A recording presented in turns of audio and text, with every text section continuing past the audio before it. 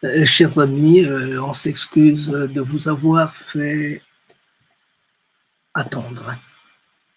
Voilà. Le film que nous allons voir aujourd'hui, pour moi, il revêt une importance capitale parce que c'est un film qui présente les problèmes que nous rencontrerons entre frères africains restés sur le continent et frères africains déportés de l'autre côté des Amériques et ailleurs.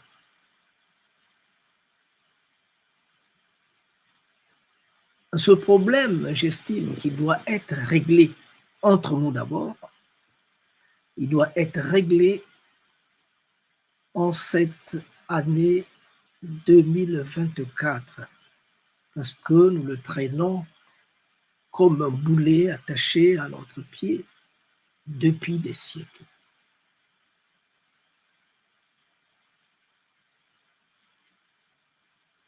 Haïti, c'est maman liberté. Haïti, c'est la mère de l'indépendance, pas seulement des Africains, mais de tout le monde libre.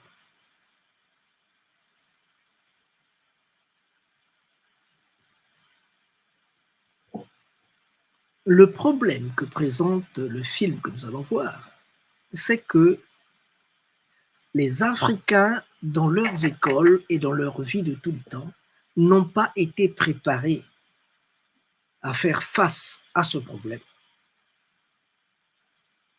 Parce que, pour eux, il y a des frères et des sœurs qui ont été enlevés sur la terre-mère et ils les attendent comme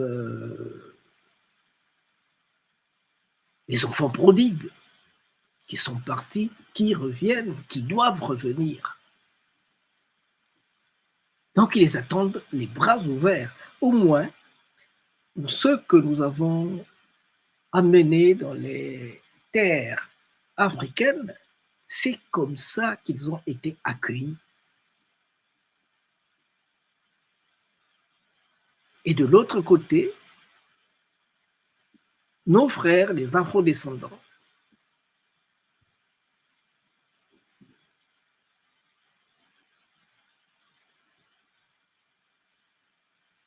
un, ils ne nous connaissent pas. Deux, ils nous connaissent dans ce qui leur a été raconté au plan spirituel et aussi au travers de l'école coloniale qui n'avait aucun intérêt de pouvoir faciliter la rencontre entre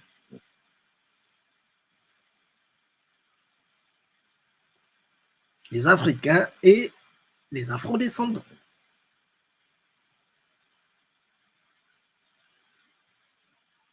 On leur a raconté plein de choses. Nous sommes les bossals.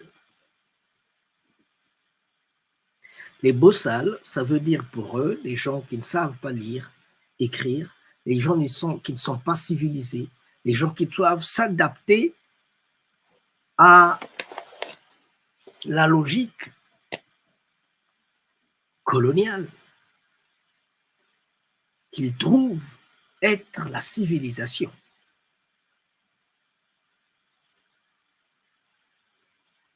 Alors que c'est un goulot d'étranglement qui ne les amène nulle part, parce que chaque peuple a sa civilisation, chaque peuple a sa logique de vie. Quand on va s'enchevêtrer ou de se faire entraîner sous les semelles des godasses d'une civilisation qui n'est pas la vôtre, ça ira en certains moments. Mais vous vous retrouverez face au mur quand les vrais problèmes vont se poser. Les vrais problèmes de la vie et du développement, quand ils vont se poser, vous allez vous retrouver les choses face au mur, la tête face au mur.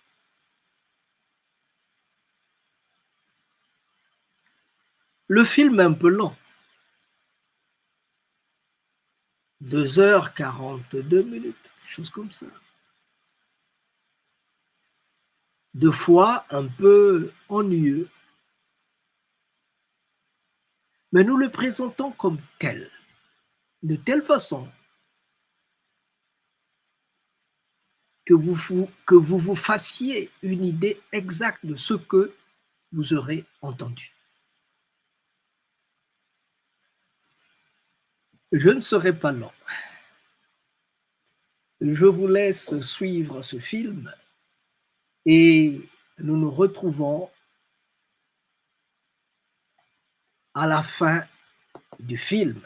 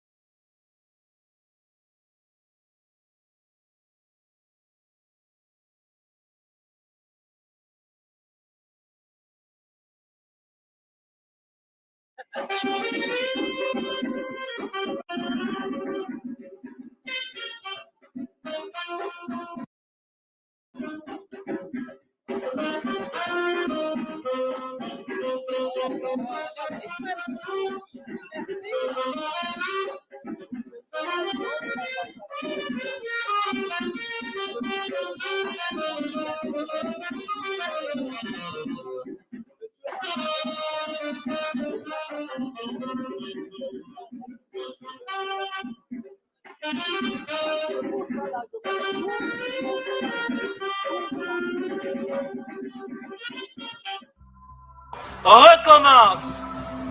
Recommence. Même si tu sens la fatigue. Même si une erreur te fait mal. Même si une trahison te blesse. Même si une illusion s'éteint. Recommence. Recommence. Même si la douleur te brûle les yeux. Même si on ignore tes efforts. Même si les larmes de l'échec coulent dans tes yeux. Même si tu te sens accompli. Recommence. Recommence. Même si l'injustice semble toujours avoir le dessus, même si tu sens la peur au plus profond de toi, même si les autres abandonnent, même s'il faut en payer les prix, recommence. Recommence chaque jour avec patience et amour. Recommence au jour des soleils comme au jour des tempêtes. Recommence avec amour et sans jamais te décourager. Recommence pour Dieu. Avec Dieu, comme Dieu. Recommence pour ton peuple, avec ton peuple. Mesdames, mesdemoiselles, messieurs, bonsoir. Malaki Afro-Congo TV et Malaki Makongo voudraient vous dire bonjour, bonsoir, et vous rappeler que nous sommes un jour passé après la danse de la première République noire. Bon, on nous a appris de mettre en amont les fêtes familiales et très souvent nous avons oublié les fêtes de la famille, les fêtes de la terre, les fêtes du pays, les fêtes du continent, les fêtes, la fête de Haïti, Maman Liberté, qui très souvent se noie dans le soupe Jumou du 1er janvier. Donc, Masengo Mambongolo va essayer de présenter quelques images d'archives que nous avons sur ce que moi et mes amis avons pu dire de Haïti.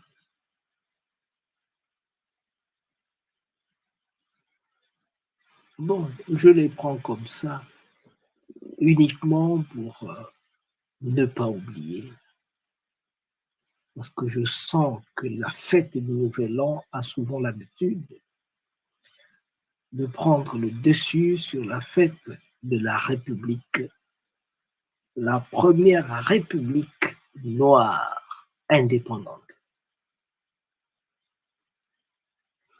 Voilà un peu l'objet de notre rencontre aujourd'hui.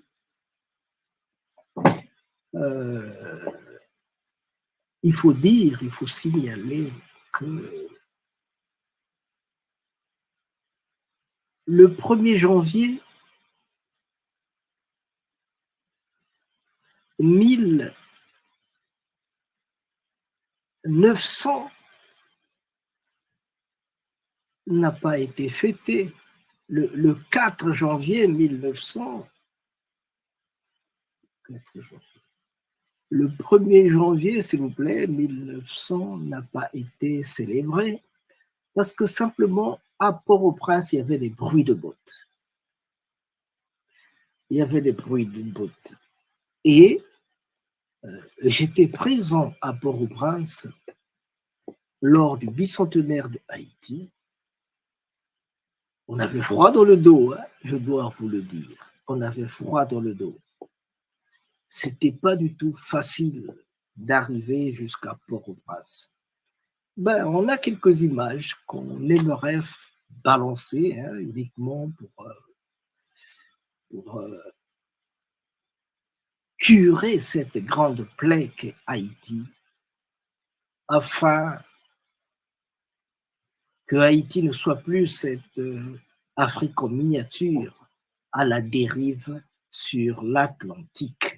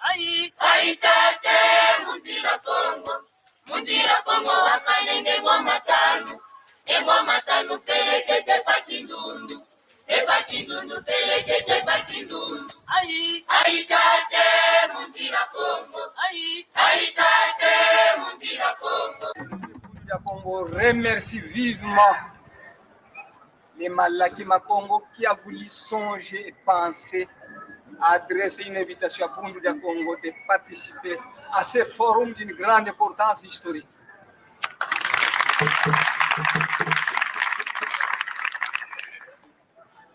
Longia Congo a dit: un peuple qui perd sa langue et qui oublie sa culture ressemble à un arbre déraciné, tôt ou tard fanera.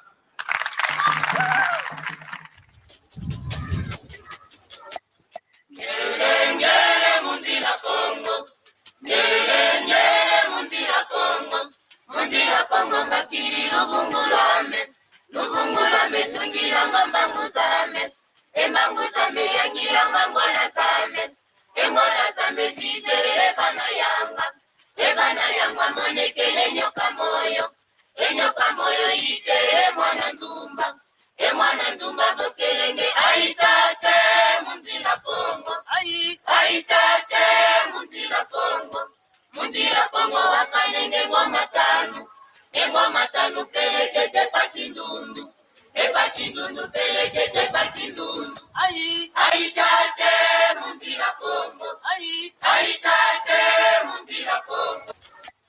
Nyerengere mundira Kongo. Nyerengere mundira Kongo. Mundira Kongo makiri lubungulame. Lubungulame tungira ngambanguzame. Emanguzame yangira ngambwana tame. Emwana tame jizere ebana yanga. Ebana yanga monekele nyoka moyo. Enyoka moyo ite emwana ndumba. Emwana ndumba bokelenge aitate mundira Kongo. Aitate mundira Kongo. Mundira Kongo wakalenge ngoma tanu. Engoma tanu pelekete pakindundu. Epakindundu pelekete pakindundu. Aitate mundira Kongo. Aitate mundira Kongo. Aitate mundira Kongo.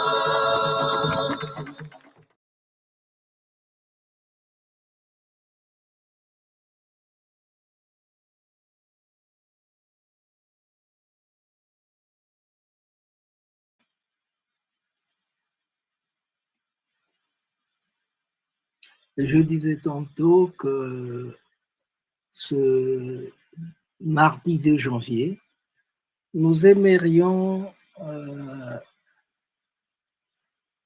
remuer le couteau dans la plaie, de telle façon qu'on puisse curer cette plaie que Haïti, cette plaie que porte Haïti, afin que les gens se rappellent et que ne puissent pas diluer la victoire de Dessalines et ses amis dans la fête du Nouvel An. C'était la première république noire indépendante.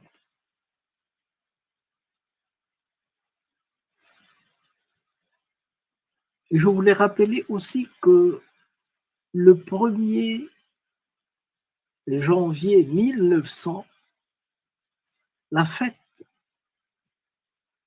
de l'indépendance de Haïti, la première république noire, Haïti, maman liberté, n'a pas été célébrée parce qu'il y avait des bruits de bottes.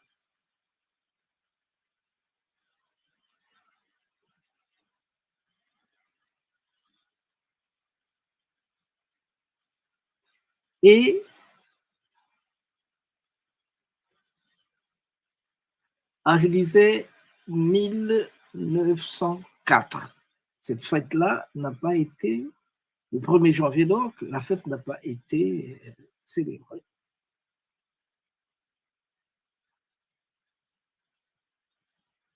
Et en 2004, la fête a failli ne pas être célébrée encore, cette date a failli ne pas être célébrée parce que dans la partie nord de Haïti, au Cap haïtien, déjà, le détachement de Rochambeau, qui est basé à Guyane, était déjà sur le terrain pour interdire l'exécution de cette plus grande fête du monde noir. Heureusement que Nelson Mandela avait déjà dépêché sur le terrain son élément. Je veux parler du président Thabo Mbeki afin que soit célébrée cette fête. Il n'est pas venu en touriste tout seul. Il était là déjà 7 jours avant. Un grand bateau militaire mouillait au port de Port-au-Prince. Un bateau venu de l'Afrique du Sud pour assurer la sécurité dans dans l'océan Atlantique, dans la partie américaine. C'est du jamais vu, mais ça s'est fait. Et grâce à cela, la fête a eu lieu. Je vais donc aller repartir au 31 décembre, donc 48 heures avant la fête. Vous allez voir le climat de terreur qui pesait sur la population, qui pesait sur les gens à Port-au-Prince. Vous allez voir le climat de terreur qu'il y avait. Les gens avaient peur de parler de Haïti, de parler des problèmes, parce qu'on ne savait pas avec qui on s'entretenait et on ne savait pas quelle en pouvait être la suite. Donc aujourd'hui, Malaki Makungu va mettre à votre disposition quelques éléments d'archives sur l'indépendance de Haïti afin qu'on ne puisse pas oublier.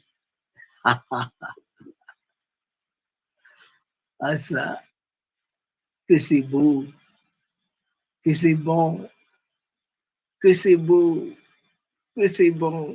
Pour aller chez le médecin pour faire un traitement, on va te demander 4 à 5 000 dollars, qui est équivalent presque à peu près 1 000 dollars américains. Mais pour aller chez on il n'y a pas de prix. On dit, bon, monsieur, voilà, je suis malade, j'ai 10 dollars, on donne 10 dollars. J'ai 50 dollars, on donne 50 dollars. Et quand on parle de l'argent pour aller chez le médecin, ils vont chez les Hongans. Finalement, combien coûte le traitement quand ils vont chez les Hongans? Combien coûte le traitement? Ici, pour aller chez le médecin pour faire un traitement, on va te demander 4 à 5 000 dollars, qui est équivalent presque à peu près 1 000 dollars américains.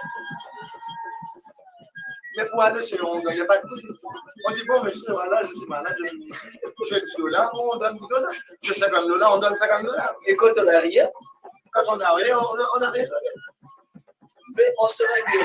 Oui, on sera guéri. Et parfois, parce que les gens, ils ont une croyance. Et c'est la croyance qui nous permet de guérir. Ce n'est pas les Rwandais qui vont le guérir, mais ce sont les croyances. Parce que pour traiter quelqu'un, il faut la croyance. Il faut aussi les plantes. Il faut la prière.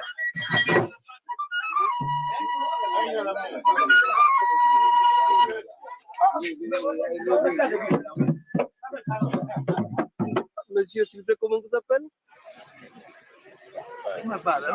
Comment vous appelez, s'il vous plaît? Comment vous appelez, s'il vous plaît? Nathalie. Vous êtes haïtienne? Ah, merci beaucoup. Je peux vous poser une question? Pas trop. Pas trop, juste une. Je suis timide et puis je n'aime pas la politique. Et qui fait la politique? Moi, je ne suis pas politicien, je suis artiste, je suis comédien, madame. Ah, Je suis artiste, je suis comédien. Madame, oui. moi j'ai peur. Est-ce que vous voulez que je m'en aille tout de suite ou je peux rester jusqu'à demain? Non, je ne sais pas, je ne sais rien qui passe ici. D'ailleurs, je ne suis pas de la zone. Je parle de la ville Oui. Port-au-Prince. Est-ce que je m'en vais tout de suite Non, ou je peux je rester? ne peux rien dire. Je ne peux rien dire au sujet. À C'est- ce sujet. C'est une Parce question formidable, c'est une réponse formidable. Oui. Vous avez tout dit là-dedans. Ah bon? Oui, même ce que vous ne voulez pas dire, vous l'avez dit. Voilà. Mais comment ça? Explique-moi. Mais ça veut tout simplement dire que, voilà, ça fait 200 ans et vous ne pouvez rien dire. Ça veut dire que vous avez tout dit. Ça veut dire que vous avez tout dit. Merci beaucoup. Il n'y a pas de problème. En plein dans le Haïti, en plein dans le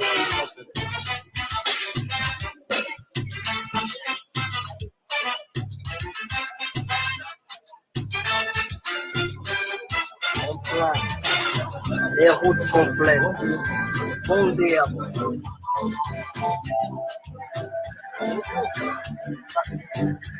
Les routes sont bondées à bout. Il y a des gens qui parlent.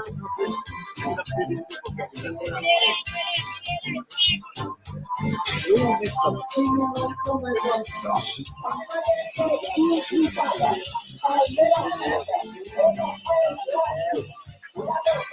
Nous y sommes.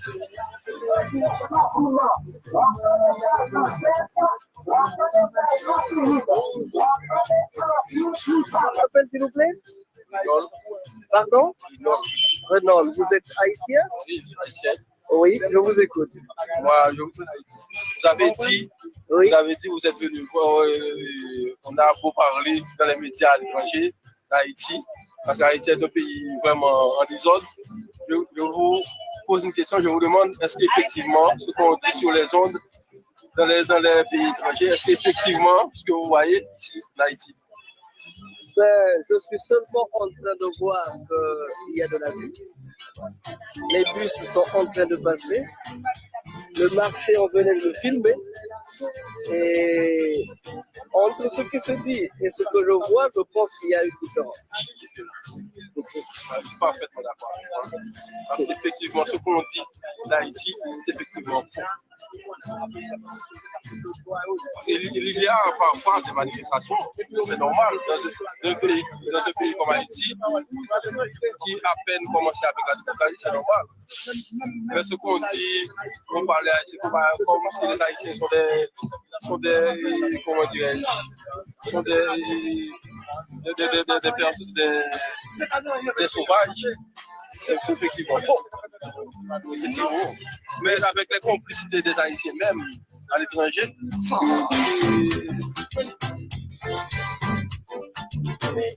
notre démocratie est jeune. Il y a des personnes en Haïti qui ont effectivement tendance à... Et ce sont des Haïtiens, avec la complicité des Haïtiens, qui essaient de banaliser Haïti. Il n'y a pas de place dans la ville. Il n'y a pas de place. À Port-au-Prince. Attention, à ce que l'on pensait que le monde va mourir aujourd'hui.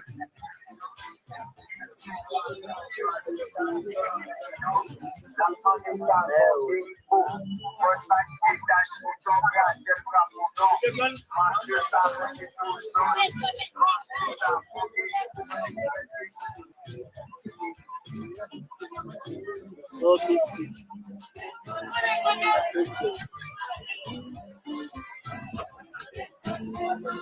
Plein Port-au-Prince.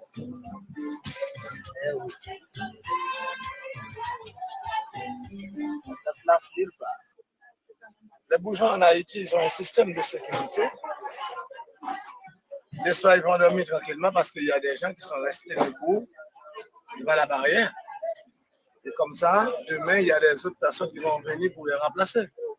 Mais le peuple n'a pas besoin de savoir quand il est en colère. Ils vont venir pour se brûler ces gens-là. Ils vont brûler les gens, ils vont brûler la sécurité. Pour eux, ils vont faire les bourgeois comme le steak, comme le barbecue. Ce sont des gens qui sont vraiment dangereux parce que quand on dit, quand on ne mange pas, on est devenu méchant. C'est comme les animaux qui sont dans la forêt. Ils n'ont jamais vu les gens. Lorsqu'ils verront la personne, ils vont venir pour se déchirer. Parce qu'ils pensent que ce sont des ennemis. Et le peuple et les bourgeois, par exemple, le peuple c'est comme l'ennemi des bourgeois. Et les bourgeois, ce sont les ennemis du peuple. Les deux gens-là, quand les peuples sont déchaînés, ils sont venus et puis mettent le fait de supplice du collier. C'est brûler les gens. C'est brûler les gens qui sont...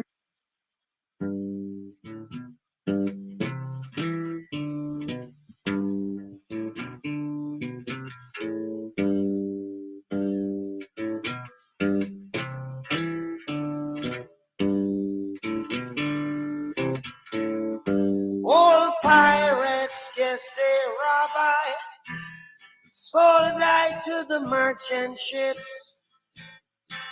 Minutes after they took I from the bottomless pit. Regardez cette ville, une ville de zones. Regardez, tout le monde que vous voyez marche parce qu'ils ne savent pas exactement où aller. Seulement pour la survivance, seulement pour la foi, pour l'amour qu'ils ont pour la vie. Mais tout le monde a peur. Une psychose générale plane sur toute la ville. Redemption songs, redemption songs. Emancipate yourselves from mental slavery. None but ourselves can free our mind. Regardez, les voitures sont prêtes à fuir, pleines de carburant, pour aller hors de la ville. Mais la ville est encerclée. Personne ne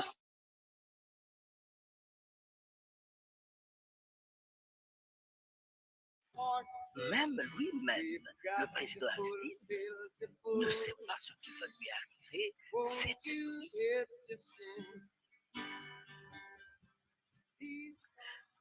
Parce que on dit que Haïti doit mourir d'ici demain.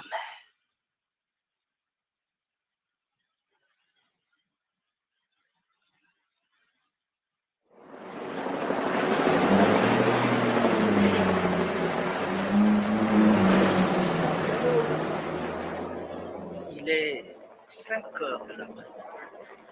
Un bruit assourdissant couvre le ciel de Port-au-Prince.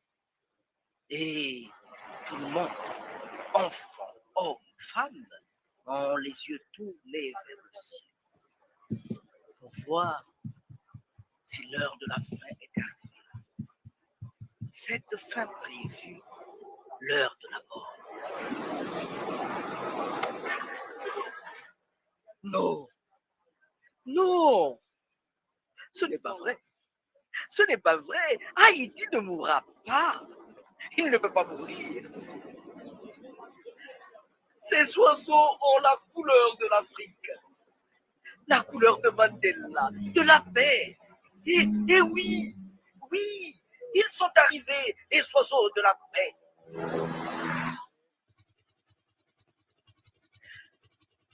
La mère poule est arrivée droit d'Afrique du Sud. Pas seulement pour la sécurité du président Thabo Mbeki, mais pour sauver la vie, redonner espoir à tout le monde. Personne ne savait quel genre de surprise que cachait le bateau de Mandela qui, depuis plus d'une semaine, mouillait au port de Port-au-Prince. Les oiseaux de paix lui apportaient la liberté. Un bicentenaire de paix pour un millénaire de liberté.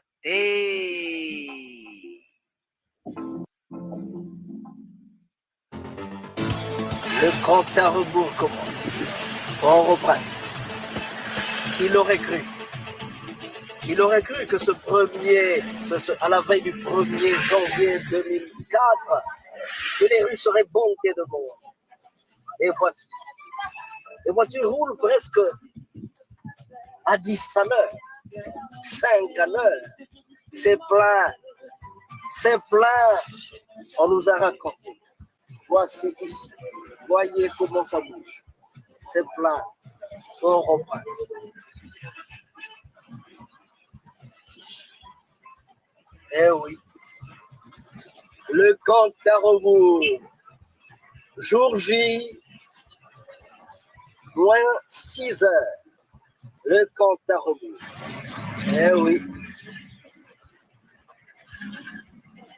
C'est tranquille, simplement parce que le peuple a regardé les gens. Ce grand derby qu'il y avait entre ceux qui voulaient faire la fête, ceux qui pensaient que c'était bon de célébrer, de commémorer cette fête de Toussaint à l'ouverture. Cette fête, la première République noire. Et de l'autre côté, ceux qui pensaient que l'on avait mal travaillé, qu'on n'avait pas bien réglé les choses et que ça ne valait pas la peine de célébrer quoi que ce soit dans ces conditions. Il fallait que le président Aristide parte pour qu'on puisse revoir, reporter la fête à n'importe quand. Ce n'est pas pour la première fois. En 1904, on avait reporté la fête parce qu'il y a des gens qui ne veulent jamais entendre parler d'une journée d'indépendance de l'homme noir et d'une république noire. Alors, disons que la première, quoi. Alors, ils aiment toujours mettre les bâtons dans les roues pour essayer de bloquer le système de la liberté, de la libération des hommes noirs. Nous sommes en plein Port-au-Prince, en plein Prince, et dans la paix, la tranquillité, parce que le peuple s'est dit. Le peuple s'est dit. Ce qui importe, ce n'est pas les grimaces des politiciens qui n'arrivent pas à régler le problème du peuple, qui veulent se sucrer sur le dos du peuple. Le peuple a d'autres problèmes, des problèmes plus importants. Dans le temps, allait nous dire l'Amérique et l'Europe. Ce fut une monstrueuse confusion sanguine. Bien sûr, l'esclavage est un crime contre l'humanité.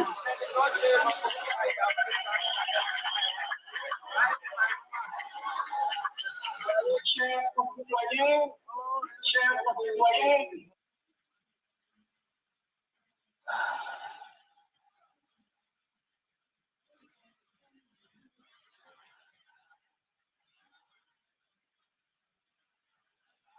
Voilà, chers amis, c'était une partie de, excusez-nous, il y a du bruit qui se fait dans le fond. Voilà, merci beaucoup. Donc, je disais tantôt que nous étions là le 31 décembre 2004. Donc, à 48 heures du fameux événement, nous étions là. Mais on était venu beaucoup plus tôt parce que il n'y avait pas d'avion qui atterrissait à Port-au-Prince. Donc, il fallait descendre. Quand tu prends un avion, tu descends à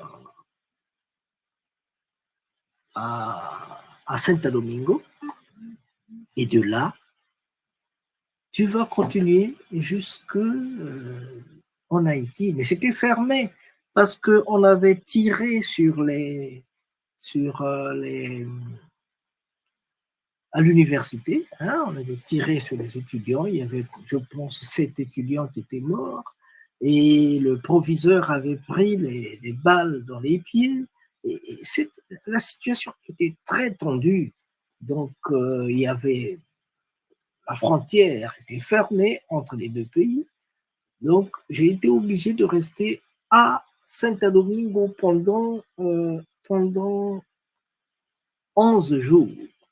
Et d'ailleurs, comme Dieu sait bien faire les choses, cela m'a permis de rencontrer les Los Congos. Los Congos sont situés, quand vous prenez le métro, c'est juste au terminus à Mamatingo, la station Mamatingo. Et de là, il y a même le buste non pas le buste, c'est la statue du roi Congo, Sisto Migné, qui domine les espaces là-bas. Et de là, vous allez à, je pense, 1 kilomètre, comme ça là, vous êtes chez les Los Congos, via Melia Los Congos. C'était terrible. Le 11e jour, j'ai dit non, moi j'étais venu pour le bicentenaire de Haïti et je ne peux ne pas aller au bicentenaire de Haïti. Donc c'est pourquoi je me suis arrangé pour descendre. Je me suis arrangé pour aller chez les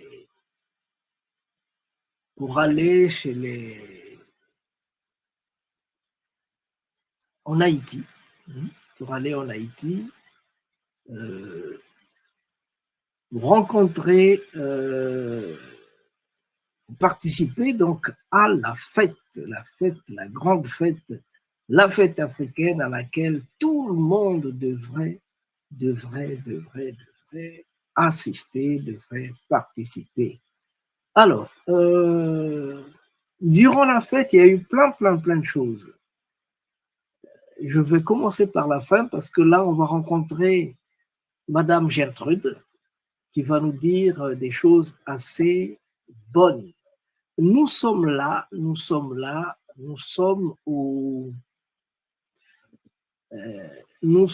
au Champ de Mars, là. Nous sommes au Champ de Mars. Nous sommes en Haïti, au Champ de Mars. Et voilà un peu de l'atmosphère qu'il y avait au Champ de Mars le 1er janvier 2004. Le 1er janvier 2004. Au Champ de Mars. Oh, God bless me. Voilà, allons-y.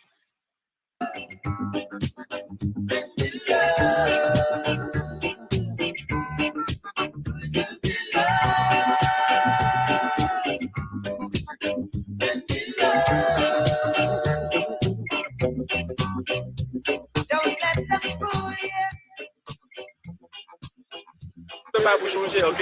Là, son pays de la paix. Soit bien là, on continue d'échanger avec nous, ouais, ça là, ok, donc pour ça, ok? Mais ça qui est plus belle dans le pays, nous avons des gens qui font. The peaceful town.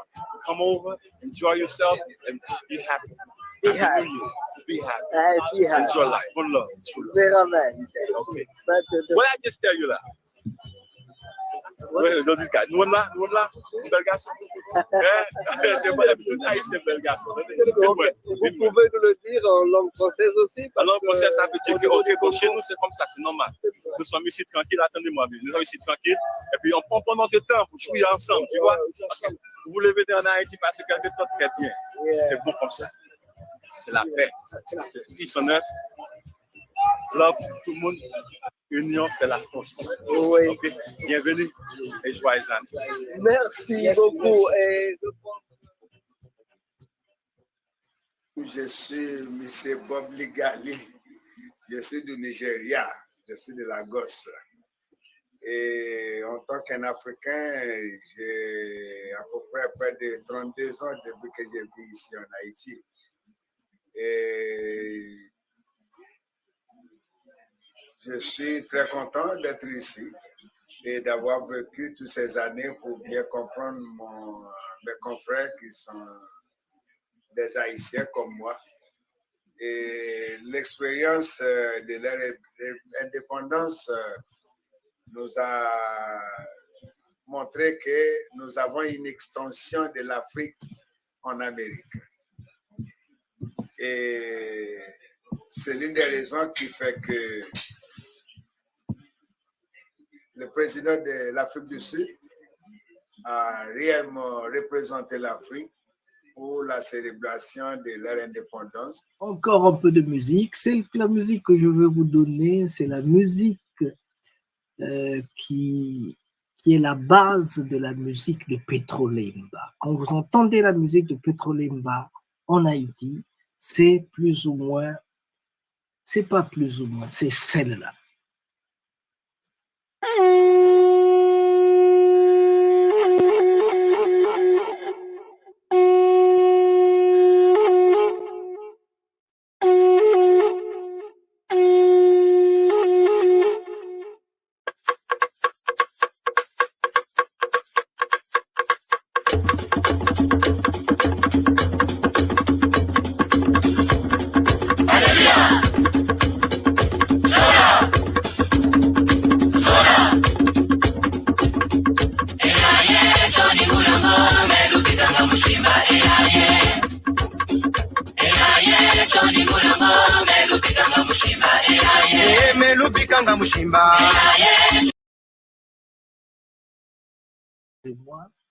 Nous en avons parlé à l'université de Paris 8 et là j'ai vu le clivage le clivage qu'il y a entre les Haïtiens, les intellectuels haïtiens. Quand je dis les intellectuels haïtiens, c'est ceux-là qui ont bu la logique de l'après Dessalines.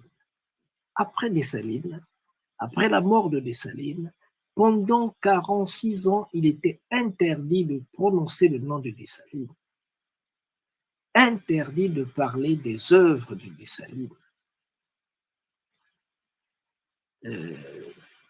Tous les documents qui parlaient de Dessalines étaient détruits.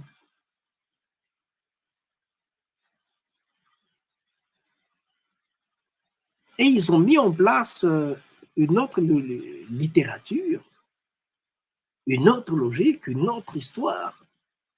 Et cette histoire, elle passait à côté de la réalité socio-culturelle, historique, de la vérité historique. Si bien que les gens qui sont des gros intellectuels et qui ont bu cette littérature, quand vous les écoutez, surtout quand vous connaissez une partie de l'histoire de l'Afrique et que vous écoutez ces intellectuels-là, vous dites, mais d'où ils sortent ceux-là? Mais qu'est-ce qu'ils racontent? Parce qu'ils vous parlent de Makandal depuis le jour qu'il a commencé ses activités en Haïti. Mais ils ne savent pas que ça, ce n'est que la dernière partie de Makandal, de la ville de Makandal. Pour comprendre Makandal, pour comprendre ses œuvres, ou même pour comprendre le Pétrolimba, il faut repartir dans le temps. Il faut aller puiser dans la sève de la culture Congo. À partir de ce moment, vous pouvez comprendre le rôle de Capois-la-Mort. Pourquoi est-ce que quand Toussaint Louverture voulait faire de Haïti un département français comme la Guadeloupe, la Martinique, pourquoi est-ce que Capois-la-Mort, Dessalines, Capois-la-Mort, ils avaient dit terminé, basta, c'est terminé. Alors, je ne vais pas beaucoup parler, on va faire parler les gens comme ça, vous saurez exactement de quoi je suis en train de parler. Parce que c'était houleux à l'université Paris 8 entre les gros intellectuels et les enfants de l'Afrique qui vous parlent de l'histoire vraie.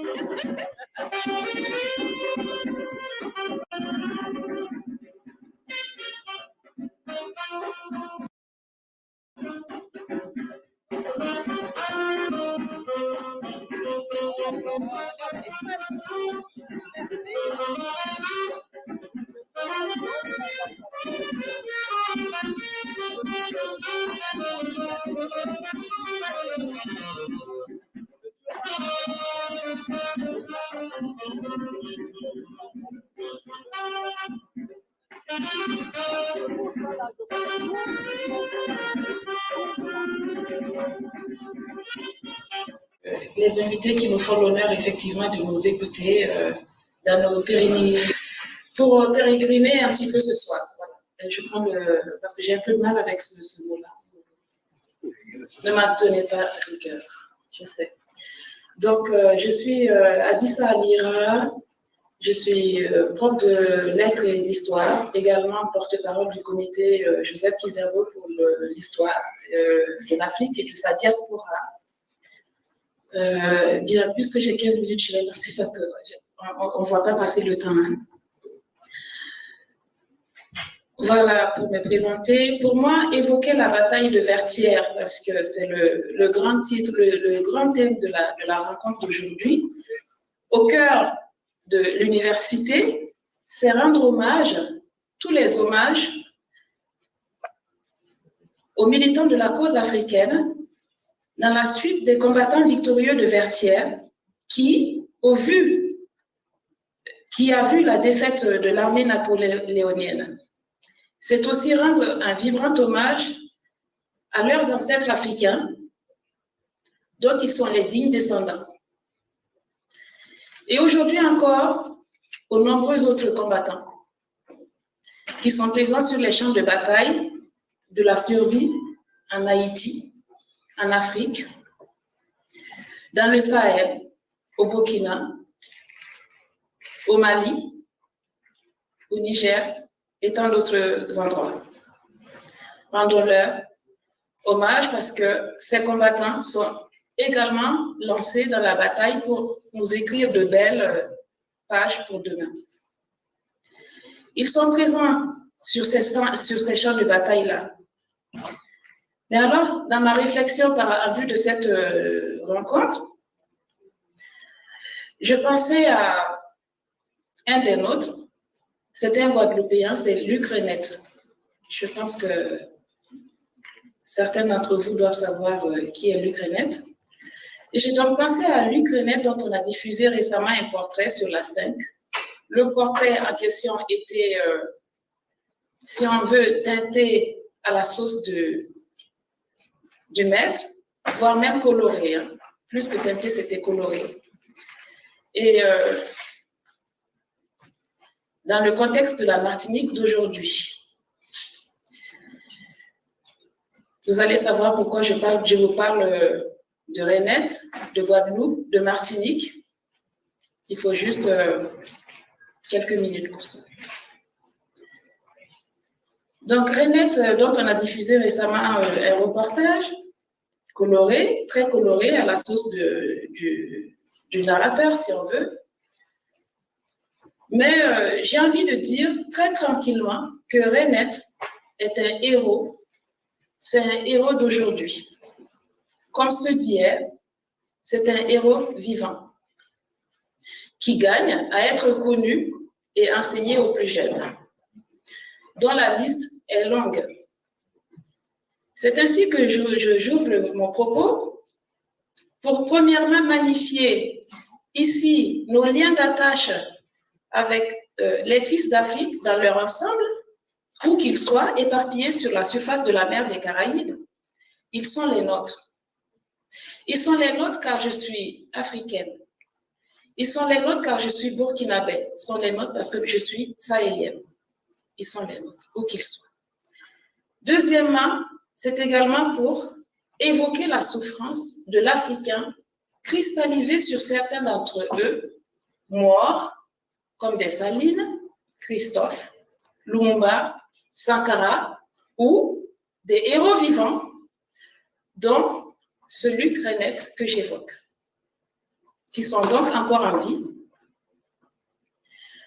Et donc, ils ont en commun, pour cela, d'être l'objet de cristallisation face à une violence systémique.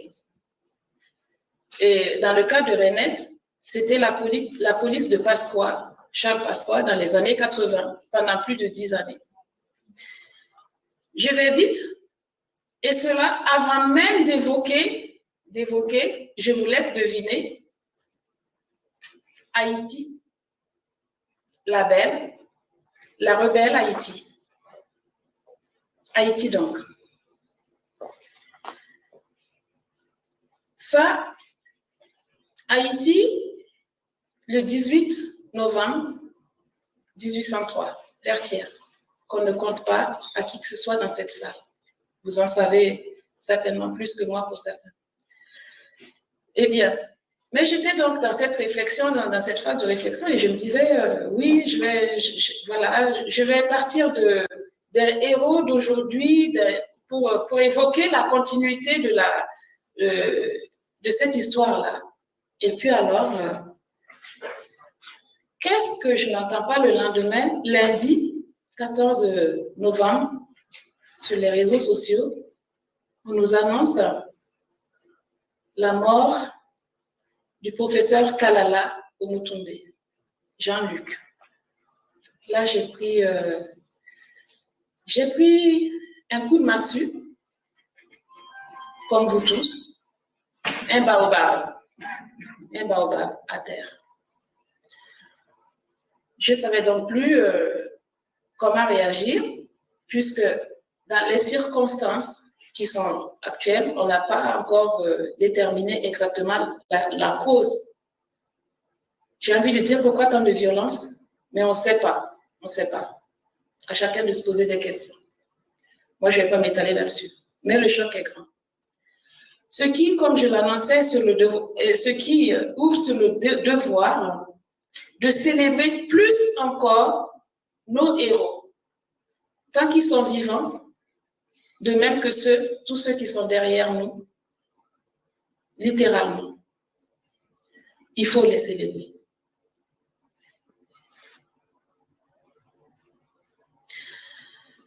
C'est donc pour moi un devoir de les célébrer plus encore, parce que par rapport au traitement qui est systématiquement délivré, dès qu'il y a résistance, on se trouve face à un déploiement de force terrible, mais terrible.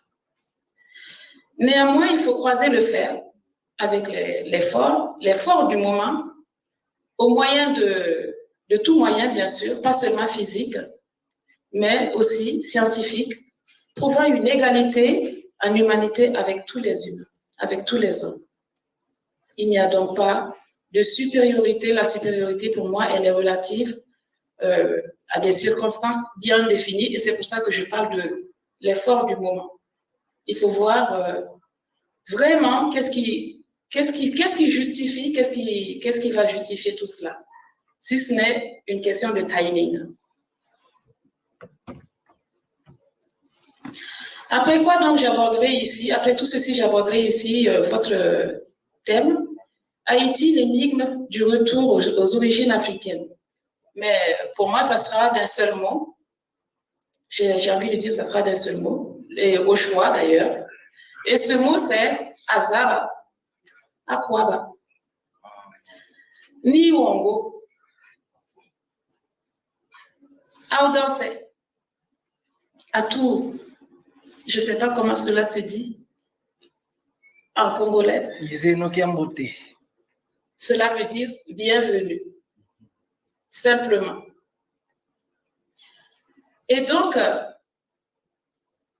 je ne vois pas pourquoi d'ailleurs il faudrait compliquer des choses, mais bon, on va essayer de coller à la thématique qui est donc l'énigme qui est bien posée, l'énigme d'un retour aux sources africaines, aux origines africaines. Lorsqu'on dit en Afrique Azaba, Niwongo, Akwaba, on le prononce, c'est une formule qu'on va prononcer à l'intention de toute personne qui revient à la maison, à sa maison. Donc, tout enfant de la diaspora africaine qui rentre en Afrique rentre chez lui. Pour moi, c'est aussi simple que ça.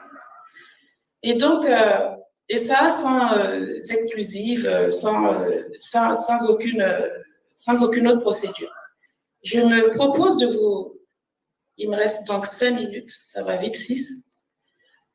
À la question, moi je voyais ça comme ça, à la question qui est posée, je vous propose de réfléchir autour de, premièrement, pourquoi un retour énigmatique dans la formulation qui est faite? Pourquoi parle-t-on d'un retour énigmatique? Et en deuxième lieu, on aura quelques données internationales ou intergouvernementales que je vous propose également. Et donc, de ce niveau-là, on pourrait évoquer une logique de violence politique que j'ai effleurée un petit peu plus haut en vous parlant de nos héros et de ce qui se passe. Le troisième lieu, ça serait un retour à marche forcée et raisonnable à l'intégration africaine. Je vais vite. Donc, si vous me suivez, qui sont très, très complexes dans ces cas-là. C'est pour ça, j'ai envie de sauter le deuxième point. Je reviendrai là-dessus. J'ai envie de passer le deuxième point parce qu'il est un peu technique et il aurait fallu qu'on puisse projeter, mais Je ne savais pas qu'on n'avait pas prévu de projeter. J'avais des chiffres, des données. Mais on voit quand même bien que ce qu'il y a de commun entre l'Afrique et sa diaspora, ce qui revient, c'est la violence. Je dis bien que je vais vite. Ce qui revient donc, c'est la violence. Le niveau de violence qui est élevé, que vous preniez Haïti, que vous preniez le Tchad, que vous preniez la RDC, que vous preniez le Congo, etc., etc., il y a comme une constante. Et cette constante-là, elle peut effectivement être conjuguée avec les autres éléments qui font que peut-être qu'un jeune Brazzavillois ou, je ne sais pas, de Kinshasa n'a pas plus que ça envie d'aller demain, je ne sais pas, bon, je ne dirais plus en Haïti, mais il n'aura pas forcément envie d'aller au Mali. Qu'est-ce que je vais y aller faire? Qu'est-ce que je vais trouver? Le contraire également de l'autre côté, dans l'état actuel de ces états-là, de ces terrains, qu'est-ce qu'un jeune de Port-au-Prince, un jeune au Martiniquais ou autre, il se dit, ben, qu'est-ce que je vais aller faire en Côte d'Ivoire? Qu'est-ce que je vais y trouver? Il y a de la violence, il y a ceci, il y a cela. Il n'y a pas ce facteur attrait qui peut tellement le motiver. Par contre, si on lui dit, allez à Paris, à New York, là, tout de suite, il va se passer quelque chose. Et donc, en fin de compte, nous, le billet, il reviendrait beaucoup plus cher. Le ratio, distance, prix, etc., avec le nombre de morts, parce que tous ne vont évidemment pas venir par le transport, par l'avion, etc. Combien d'enfants se noient donc dans la Méditerranée, pour ne pas dire autre chose. Ce qui fait que au final, le prix du voyage est beaucoup plus élevé pour à la fin, pour un résultat qui est quasi nul. Je ne parle pas des étudiants, je ne parle pas des gens qui se déplacent dans le cadre d'études et de ce genre de choses. Mais en termes d'échange, il faudra quand même que chacun y pense. Et d'un mot, parce que mon temps s'est écoulé, vous l'avez entendu, donc il n'y a pas de triche. Je veux juste dire que pour ce qui est du retour en Afrique, pour moi, c'est plus qu'une énigme, c'est une réalité. C'est un retour, mais à la raison. C'est-à-dire que j'ai envie de dire aux Africains, et aux Africains en général, de cesser de se placer à un niveau. Il faut avoir à un moment donné le courage de parler à un discours de réalité. Le discours de réalité aujourd'hui, il consiste à ne pas faire appel à l'autre, mais on a besoin de sortir de cette spirale de violence. Et pour moi, cette spirale de violence, elle est justement à Haïti, pour en sortir. Et en fait, cette main tendue, là, pour en sortir, bizarrement, parce qu'il faut suivre mon raisonnement, elle serait de ce côté-là. Elle serait une Afrique qui fait appel à sa diaspora. Elle serait une Afrique qui n'a pas honte. Elle serait une Afrique décomplexée et qui va chercher effectivement l'aide ailleurs. Mais on pourra continuer, je vais laisser la parole. Merci.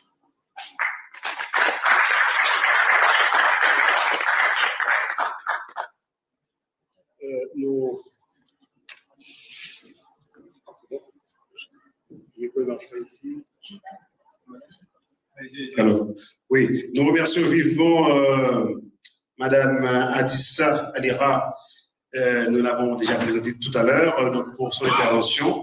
Ce que nous allons faire, maintenant, il est possible de projeter en fait des documents. Donc, si elle veut répondre aux questions tout à l'heure, elle pourra effectivement projeter certains éléments quand on aura fait la série questions-réponses. Mais je préfère en fait qu'on enchaîne avec les exposés. Et ensuite, on répondra d'emblée aux questions. Donc, préparez vos questions, notez-les pour ne pas les oublier. Et ensuite, on fera une seule série. Et comme ça, on n'aura pas de difficulté à faire la fête et après. Donc, Je crois que je vais passer la parole à notre professeur qui nous vient de l'université italienne, à savoir Monsieur Bongolo Jean-Félicien, alias Masengo Bongolo, que nous avons présenté comme professeur à l'université Orisme de Reggio, Emilia en Italie. Donc, voilà, cher professeur, vous aurez aussi 15 minutes donc d'exposer, et puis après, nous passons à... Alors, aujourd'hui, on va manger le fils du léopard.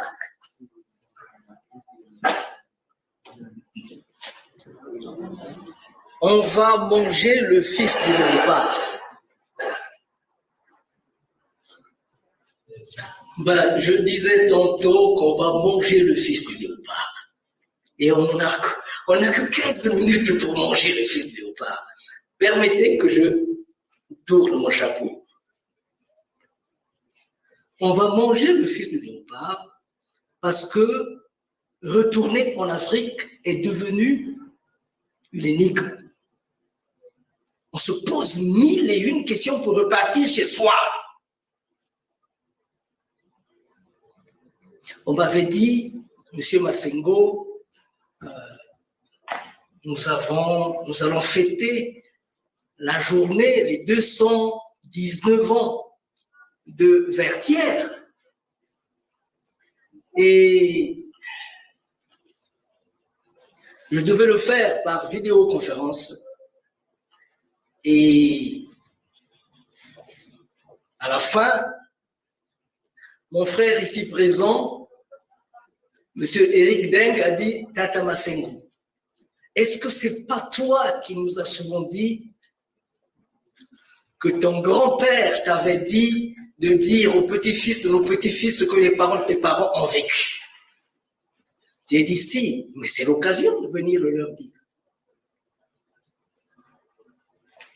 C'est pourquoi je suis là avec vous aujourd'hui grâce à ce monsieur. J'ai dit une fois de plus qu'on va manger le fils du léopard, simplement parce que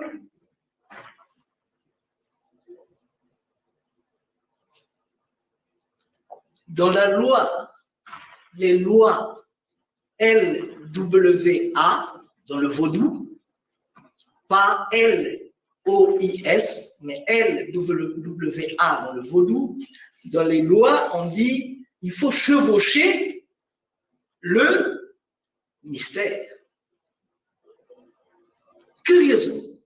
Curieusement, c'est le mystère qui m'a chevauché.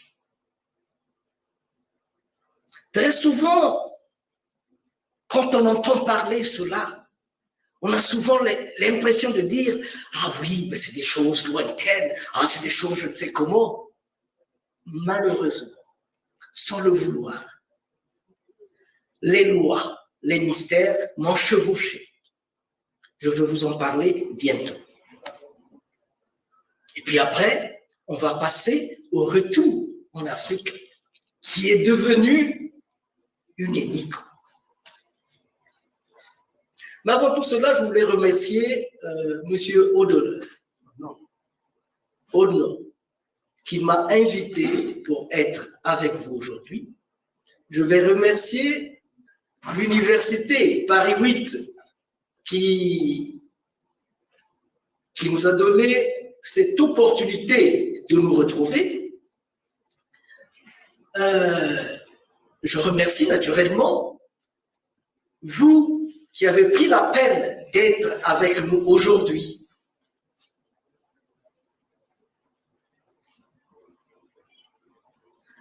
J'ai dit que c'est un mystère qui m'a chevauché. Parce que simplement, 2 jours avant d'atterrir en Haïti, à l'aéroport Toussaint Louverture de Haïti, je ne savais pas que je devais aller en Haïti. Je partais en Guadeloupe. Depuis une année, je me préparais pour aller en Guadeloupe. C'est toute une histoire. Alors, avant donc de manger le fils du léopard, parce que j'avais dit qu'on devait manger le fils du léopard. Avant de manger le fils du léopard, j'aimerais vous dire qui je suis. Quand vous allez au Congo, des enfants jusqu'au président de la République, quand vous demandez Monsieur Massengo Mambongolo, on va vous dire allez le voir au théâtre là-bas. On ne va pas vous amener aux affaires étrangères où j'exerçais, mais on va vous amener au théâtre. Parce que Massengo Mambongolo est synonyme d'homme de culture.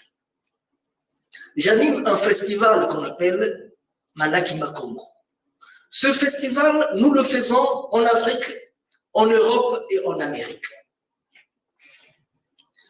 En 1994, nous avons reçu au Congo des Guadeloupéens qui sont venus à la recherche de leurs racines. Ils sont venus au festival Malaki et c'est eux qui m'ont fait comprendre. Attention, le Malaki, il est attendu chez nous là-bas. Dans les Amériques, dans les Caraïbes, le Malaki est attendu là. Nous sommes là en 1994. Et c'est en 2001, je n'avais pas, j'étais déjà, en 2000, j'étais en Europe. Et en 2001, je n'ai pas pu aller. C'est donc une autre personne qui nous a représentés en Guadeloupe. Et moi, donc, je me préparais pour aller en Guadeloupe en 2002. J'ai payé mon billet, je suis venu à Paris, je vais prendre mon avion. Mais 4 jours avant, je dis non, il faut que je demande un peu, c'est quoi ce monde-là? Comment on fait? On me dit non, toi tu ne veux pas aller en Guadeloupe. Je dis mais pourquoi? Ah non, tu ne vis pas en France. Ah non, il faut un visa pour aller en Guadeloupe. Je dis oh, mais je suis en France. La Guadeloupe, c'est la France. On dit non. Là-bas, c'est Tom-Dom, Dom-Tom, Tom. C'est là-bas. Je dis ah! Mais qu'est-ce que je dois faire? Non, il fallait déposer ton dossier 45 jours avant. Je dis mais moi, mon billet que j'ai, il y a une année, il va expirer là bientôt. On me dit il faut aller en Italie, là où tu vis, pour aller prendre ton visa. Je dis, ah, j'ai sauté dans le premier train, je suis allé à Milan, j'arrive, on me dit, non, mais ça c'est le vendredi, hein. Moi le lundi, si je ne voyage pas, le billet est perdu. On me dit, non, férié, à l'ambassade de France, au consulat de France, on ne travaille pas. Je dis, mais qu'est-ce qui se passe? Qu'est-ce que je dois faire? Ah non. Il y a un ami qui dit, moi j'ai ma sœur mariée à Port-au-Prince, qui peut vous recevoir. Je dis, j'ai appelé, il dit, mais tu peux venir. Je ne suis pas, elle était à Miami, mais mon mari est là à Pétionville, il pourra vous recevoir. Et c'est comme ça. On dit, il faut aller prendre le visa. Je suis allé prendre le visa. Et la dame qui me reçoit, une blonde, lombardée et lombardine, elle me dit, vous voulez aller où? Je veux aller en Haïti. Je dis, mais personne ne va en Haïti. Je dis, mais si personne ne va en Haïti, il faut que quelqu'un commence. Elle dit, mais il n'y a pas de sécurité en Haïti. Je dis, madame, s'il vous plaît, madame. Vous avez vu mon passeport, c'est écrit Congo. Là-dedans, il y a Congo, il y a la guerre là-bas. On dit une guerre ethnique, mais elle se fait avec des moyens modernes. C'est des avions de guerre, des hélicos de guerre. Donc la guerre de Haïti, je la connais. Mais il y a la pauvreté en Haïti. Je regarde encore, je dis, madame, vous avez vu ma peau? Elle est noire. Dit-on que la pauvreté est noire. Donc la pauvreté de Haïti, c'est ma pauvreté. J'ai dit, bon, écoutez, venez, il était 10h, venez à 13h voir le consul, et puis vous allez voir. Je suis allé, le consul m'a donné le visa. Il m'a dit, vous avez entendu ce que madame a dit? Si vous voulez aller, je dois partir, mon mieux. Et c'est comme ça, de fil en aiguille, il m'a donné le visa, j'ai sorti 30 000 euros, non, 30 000 lire en ce temps-là. Je lui donne les 30 000, je lui donne les 30 000 lire, il dit, gardez ça, vous allez donner aux pauvres haïtiens. J'ai fermé les yeux, je lui ai regardé. Je suis allé à la gare, j'ai pris le train, Paris, l'aéroport, et je me suis retrouvé. Le lendemain, j'étais à l'aéroport Toussaint Louverture de Port-au-Prince. On m'a reçu, on me dit, vous venez du Congo, l'Afrique, oui, vous venez ici, me voir. Mais il y a mes frères ici qui sont venus il y a 5 siècles, je veux les voir. Ah.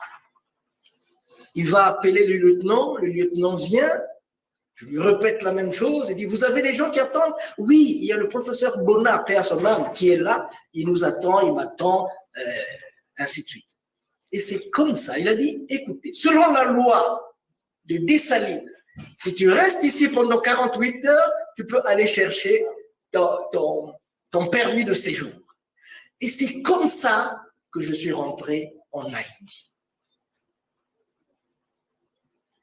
Le deuxième jour, on m'amène voir le professeur Philippe Lerebourg. Mais avant d'aller voir le professeur Philippe Lerebourg, je me suis rendu compte que les gens que je voyais, ils me ressemblaient. Les gens que je voyais me ressemblaient. J'ai cru même voir mon grand frère, mais je dis, mais ce ne sont pas les habits de mon grand frère. Donc, c'est comme ça que j'atterris en Haïti. Et monsieur Popé à son âme, le professeur Bonalemba qui me reçoit, il dit, Haïti est une Afrique en miniature, à la dérive sur l'Atlantique. Ah. Mais jusqu'à quand Haïti va continuer à aller à la dérive? Le lendemain, on me mène voir le professeur Philippe Lerebourg, directeur du musée de l'art haïtien. Et le professeur Philippe Lerebourg, on a parlé, après, à haute et intelligible voix, il dit, mais j'ai travaillé pendant 5 ans au Congo, et selon les archives de Haïti, 75% des Haïtiens sont originaires des terres Congo. Mais pourquoi seulement le vaudou? Il le dit comme ça. Moi, c'est une phrase que j'attrape. Et cette phrase-là, elle devient mienne. J'avais dit qu'on devait manger le fils du léopard. Mais attention, le léopard est un animal solitaire. Et il vit dans les branches. Et le léopard, on mange. Tu ne peux pas t'amuser d'aller manger le fils du léopard. C'est plutôt le contraire qui va se passer. Donc c'est comme ça, de fil en aiguille, que nous sommes allés à Jacmel pour participer au vaudou, aux cérémonies du vaudou, que nous sommes revenus. 9 jours après, on a organisé le premier festival Malakima Congo au Collège de l'Étoile à Port-au-Prince. Et après, j'ai pris l'avion, je suis reparti.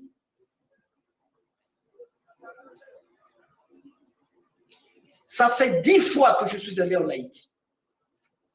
Depuis cette fois-là, 10 fois, je suis reparti en Haïti. Parce que tout le temps, il y avait une action qui suivait à une autre. On me dit, mais l'année prochaine, c'est le bicentenaire de Haïti. Je dis, ah! Mais comment ne dois-je pas aller au bicentenaire de Haïti? La vidéo est là, que j'ai tournée au bicentenaire de Haïti. La vidéo est là. Et petit à petit, de fil en aiguille, On est parti, jusqu'en 94. En 80, on m'a donné combien de minutes? 15 minutes. C'est de la provocation. C'est de la provocation. Parce que d'habitude, avec notre petite chaîne de télé, Malaki Afro-Congo TV, quand je parle de Haïti, c'est 2 heures. Et aujourd'hui, on veut que je puisse parler de mon aïeul. Qu'après la mort. On veut parler de mon aïeul qu'après la mort. Et on me dit 15 minutes. C'est de la provocation. Alors, je me suis vu avec Ati Max Beauvoir beaucoup de fois. Et la 6e fois, quand il a su, parce que quand j'allais toujours, des amis du Vaudou m'avaient adopté. Donc quand je suis à Montagne-Noire. Pétionville, Montagne-Noire, là-bas, c'est chez moi. Et nous avons créé une dizaine d'antennes de Malaki Makongo en Amérique. Nous sommes en Guyane, en Martinique, en Guadeloupe, Saint-Domingo, Haïti, Venezuela, Guyane, Chili. Partout là, c'est chez moi. Partout là, c'est chez moi. J'ai traversé l'Atlantique près de 15 fois. Aller à la recherche de ce qu'on doit voir. Ce n'est plus une énigme pour moi, aller à la recherche de mes ancêtres, de mes parents qui sont là-bas. Alors, le professeur Philippe Lerebout, quand on se voit, quand il apprend que M. Massengo est là, il dit à Ougon Elien Isaac, il lui dit, il faut dire à M. Massengo de ne pas quitter Haïti. Ah, pour ceux qui ne savent pas, Ati Max Beauvoir, hein, pour que ceux qui ne savent pas, Ati Max Beauvoir, il n'est plus malheureusement, c'est la sommité du vaudou haïtien. Parce que le vaudou tel qu'il fonctionne aujourd'hui, c'est plus ou moins lui qui l'a codifié. Alors, monsieur, il me dit, il faut dire à monsieur Massengo de ne pas partir. S'il ne me voit pas, il ne faut pas qu'il quitte le sol haïtien. Ah, on s'est déjà vu au moins 5 fois. Mais qu'est-ce qu'il me veut encore? Moi, j'étais à Jacmel. Je vais au Cap, je vais à Bois-Caïmon, je vais là. Je vais à, où c'est Vertier là? Je vais à Vertier. Je suis ici là. Au palais sans souci. Et je continue. J'étais là-bas, comme on a, Citadelle. On me dit non. Ati Max Beauvoir a encore appelé. Il dit, avant de partir, il faut qu'on se voit. Je dis, moi, je dois d'abord aller à Gonaïve. Je dois d'abord aller à Gonaïve, à Soukri. À Soukri, souvenance, Soukri. Chez le vieux Diengele, et puis après, on est parti là-bas. Toute la nuit, on a parlé de Kikongo. Monsieur Diengele est un professeur congolais qui est installé en Haïti bientôt 40 ans, ainsi de suite. Et puis après, j'ai continué sur Port-au-Prince. Je suis allé voir monsieur Ati Max Beauvoir. Monsieur Ati Max Beauvoir recevait ce jour-là un groupe haïtien, mais qui est basé à Californie, à Atlanta, comme ça. Atlanta? Non. La ville de Californie, là. Ils sont basés là? Oui, ils sont basés là-bas. Il les a fait attendre. Il dit, monsieur Massengo, viens d'abord. Nous avons parlé. Il m'a parlé comme il ne m'a jamais parlé. Quand je suis revenu, une année après, on me dit, monsieur Ati Max Beauvoir n'est plus. J'ai compris que monsieur Ati Max Beauvoir voulait laisser un message. il voulait s'adresser au monde. Mais pour le faire, il fallait le faire en s'adressant à quelqu'un qui comprend, qui connaît la culture haïtienne, mais aussi la culture Congo. Pourquoi? Parce que M. Ati Max Beauvois,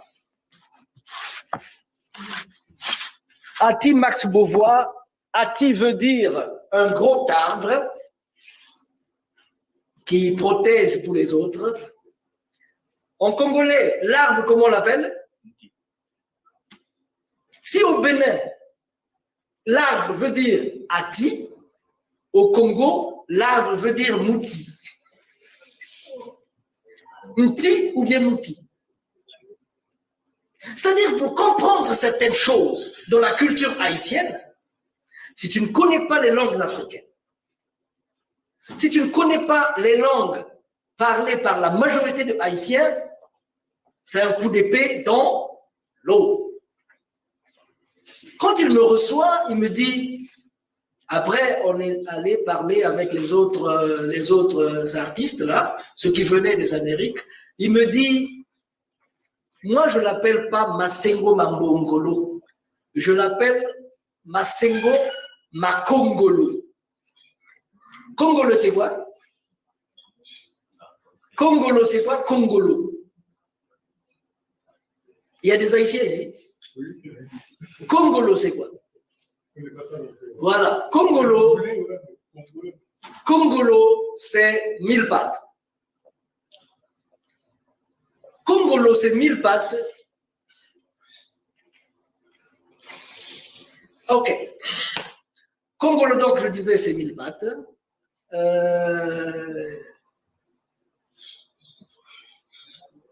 Bien. On me demande d'arrêter. Mais ça, c'était juste pour dire. C'était juste pour dire que quand on veut repartir en Afrique, moi, quand j'ai voulu aller voir mes parents, que je ne vois plus il y a 5 siècles, je n'ai pas demandé quoi que ce soit. On me dit, il y a l'insécurité, je dis c'est mon insécurité. Il y a la pauvreté, c'est moi pauvreté. Je suis un. Et ça serait de même pour tout le monde. Imaginez que le général Dessalines apparaissait ici et qu'il vous regardait dans les yeux pour dire « Qu'est-ce que vous faites ici ?» Une énigme sur le retour de Haïti, sur le retour aux origines africaines. Il va vous couper les têtes tout ça. Vous le connaissez, non?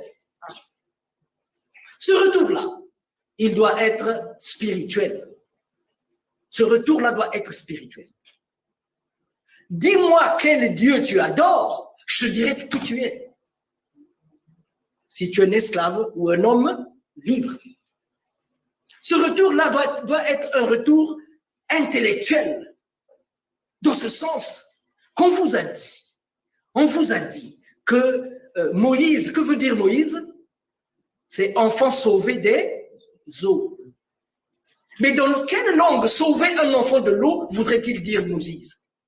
Pourquoi ces hommes-là, intellectuels qui ont écrit la Bible et qui connaissent tout ça, pourquoi ils ne nous ont pas amenés à comprendre quelle était la langue que parlait le pharaon qui a donné le nom Moïse à Moïse? Moïse, qui veut dire Moussa en arabe, Mounza en langue Congo, ça veut dire dans l'eau. Moïse est un nom Congo. Le retour, non seulement qu'il doit être intellectuel, ce retour doit être identitaire.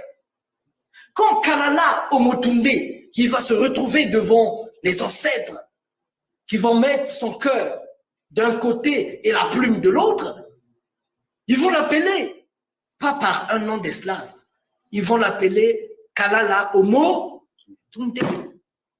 Et déjà, au moins, il a 80% de chance pour passer. Ce voyage, donc, il doit être identitaire. Il doit être identitaire. Ce voyage, il ne faut même pas se poser des questions. Tu prends ton baluchon, tu es parti. Il y a au Bénin la famille Dia, sont venus de Guadeloupe, ils se sont installés là. Et quand je suis allé au Bénin, pour la deuxième fois, ils ont créé une école là-bas. Un enfant de 13 ans m'a dit, je lui ai dit, mais qu'est-ce que ces Rastaman vous apprennent ici? Il dit, ces Rastaman là nous apprennent à reconnaître notre identité et à la défendre. L'enfant avec quel âge? 13 ans. Il y a des universitaires ici qui ne savent même pas reconnaître leur identité et là, défendre. Il y a qui? Il y a Bob Marley. Il va mourir, mais il dit à sa femme, prends mes locks, amène-les dans le fleuve Congo. Madame Rita Marley est venue avec les locks de Bob Marley. Ils ont fait des libations, une belle prière, ils ont jeté les locks dans le fleuve Congo. Il est reparti.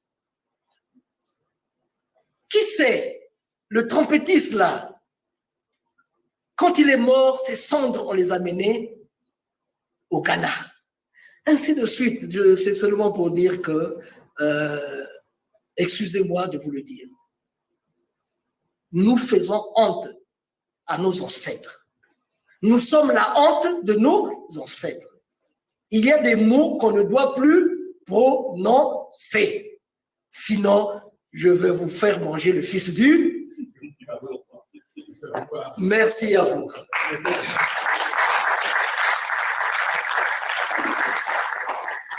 Nous remercions vivement professeur Massongo pour son intervention qui est quelque part plus une expérience, expérience de lien.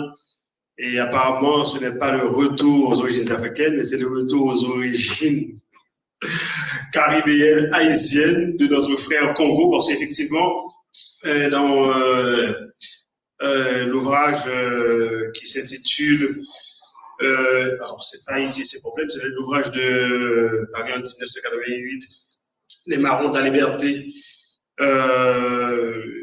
51% à peu près, en tout cas au moins, d'Haïtiens sont d'origine du royaume Congo, ça c'est pour sûr, et on a des références là-dessus. Et à partir de ce moment-là, on comprend bien que depuis, on va dire qu'on commence à prendre l'Artibonite et le plateau central et pour monter jusque vers le nord, les Congos sont là. Et le poids Congo, on n'oubliera pas, ça vient aussi de ces origines-là. Donc, il faut bien qu'on le signale. Donc, l'Afrique est là-bas. Et lorsque le professeur a dit aussi que Haïti, on lui a dit qu'Haïti est c'est-à-dire c'est une sorte de... C'est l'Afrique concentrée, quelque part. C'est pas faux parce que quand on lit cet ouvrage aussi, on peut compter au moins 100 ethnies africaines qui se retrouvent là-bas, au moins. C'est-à-dire peut-être même qu'il y en a plus que ça. Et il y a des pays africains qui n'ont pas 100 ethnies africaines. Donc, vous comprenez bien ce qu'il y a. Alors, nous remercions le professeur. Donc, s'il y a des questions aussi, c'est pour tout à l'heure. Jacques Mézy va souffrir un peu. Et c'est comme ça pour son frère, son cousin, et peu importe. Donc, non, mais nous lui donnons ces 15 minutes aussi. Donc, c'est nous qui allons souffrir par rapport aux questions. Parce que, de toute façon, tout à l'heure, on va passer à la partie culturelle. Et il nous faut terminer, en fait, on va dire, avec toute la série culturelle et exposée à 19h. Donc, du coup, on a un peu de temps quand même. Il faut qu'on le signale, mais on n'en a pas beaucoup. On n'en a pas trop. Donc, Jacques Mézy, c'est à ton tour pour ton exposé. Merci. Jacques Mézy peut faire être pasteur. Je vois pas bien. Bon, bonsoir, merci d'avoir fait le déplacement. Merci aux gens qui ont renouvelé cette démarche qui remonte à plus de 4 ans. Il y a eu le Covid et puis je pense qu'il a eu aussi quelques inconvénients qui l'ont empêché de renouveler cette initiative. Et le thème me paraît assez intéressant. D'ailleurs, le professeur tout à l'heure vient de donner l'illustration. Haïti, l'énigme du retour aux origines africaines. Mais ce qui m'interpelle, c'est d'abord le terme énigme, c'est-à-dire qu'il y a un problème à résoudre. Et que pour résoudre ce problème, il faut d'abord le poser. Et comme le professeur a soulevé, il se demande pourquoi la question est posée. Énigme du retour aux origines africaines.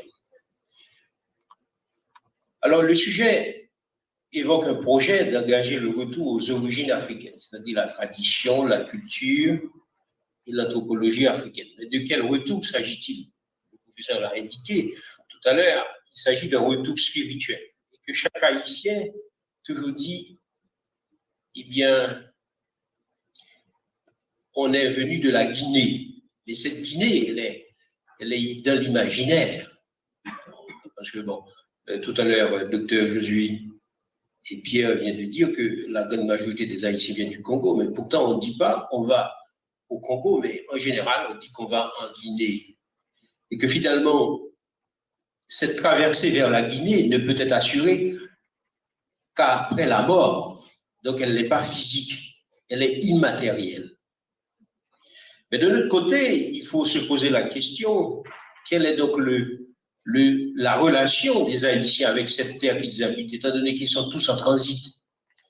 Et on le voit en général, hein, c'est le rêve d'ailleurs de tous les Haïtiens aujourd'hui, les plus jeunes d'ailleurs, ils partent tous, soit vers la République dominicaine, le Chili, etc. Prise en tenaille, c'est vrai, par les questions sécuritaires et les questions liées aussi à la dégradation de l'environnement politique.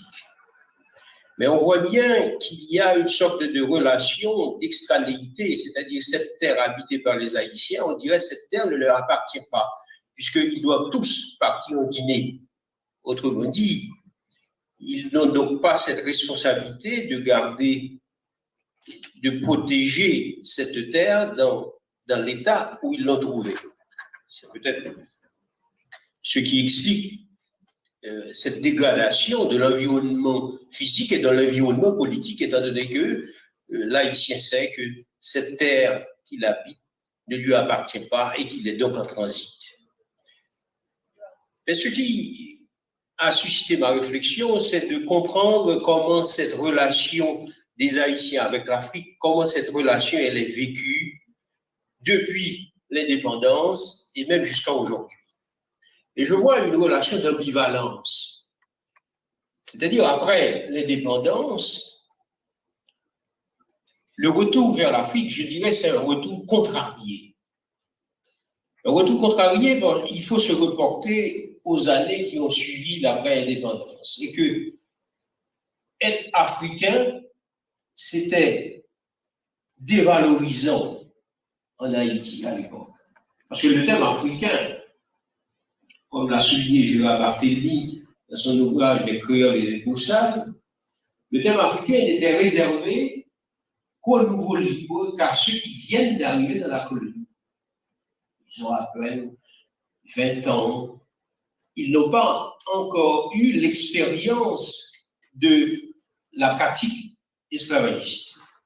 Et qu'ils sont en opposition avec les anciens libres, c'est-à-dire les anciens affranchis, c'est-à-dire les Noirs, les Mulâtres, qui, eux, ne se reconnaissent pas comme étant les frères de ces Africains. D'ailleurs, Dessalines n'a-t-il pas dit, et ces Noirs venus d'Afrique, qu'est-ce qu'ils en auront dans la répartition de la terre? Autrement dit, il y avait une lutte entre ces Africains, c'est-à-dire ces nouveaux libres, et les anciens libres, parce qu'on ne les a pas reconnus en tant que tels, c'est-à-dire comme étant des Haïtiens à part entière, insérés dans la société haïtienne. D'ailleurs, on va le voir, jusqu'à encore aujourd'hui, c'est une tare. Et que cette séparation est donc établie entre Africains et les autres. Et on va le voir, cette séparation, à travers le problème de la main-d'œuvre, ce problème qui va se poser tout de suite après l'indépendance, puisque la grande majorité de la main-d'œuvre haïtienne, elle a été consommée par les guerres coloniales. Une bonne partie de la population a été décimée. Il restait que les jeunes. Or, ces jeunes, c'est-à-dire ces nouveaux libres ou ces Africains, comme on les appelle à l'époque, ne voulaient pas se soumettre à un régime de travail aussi rigoureux. D'où la question de faire appel à une autre main-d'œuvre qui serait venue d'Afrique. Donc, dans les notes Mackenzie Charles, par exemple, dans les notes sur Haïti, il explique que la partie la plus jeune des gens vivant en dehors des villes, me semblait passer l'essentiel de son temps à flâner sans but apparent. Je cite le rapport de Mackenzie Charles, « Le peu de travail qui est fait dans les champs est en général accompli par les anciens et plus particulièrement par les nègres de Guinée. » Fin de citation.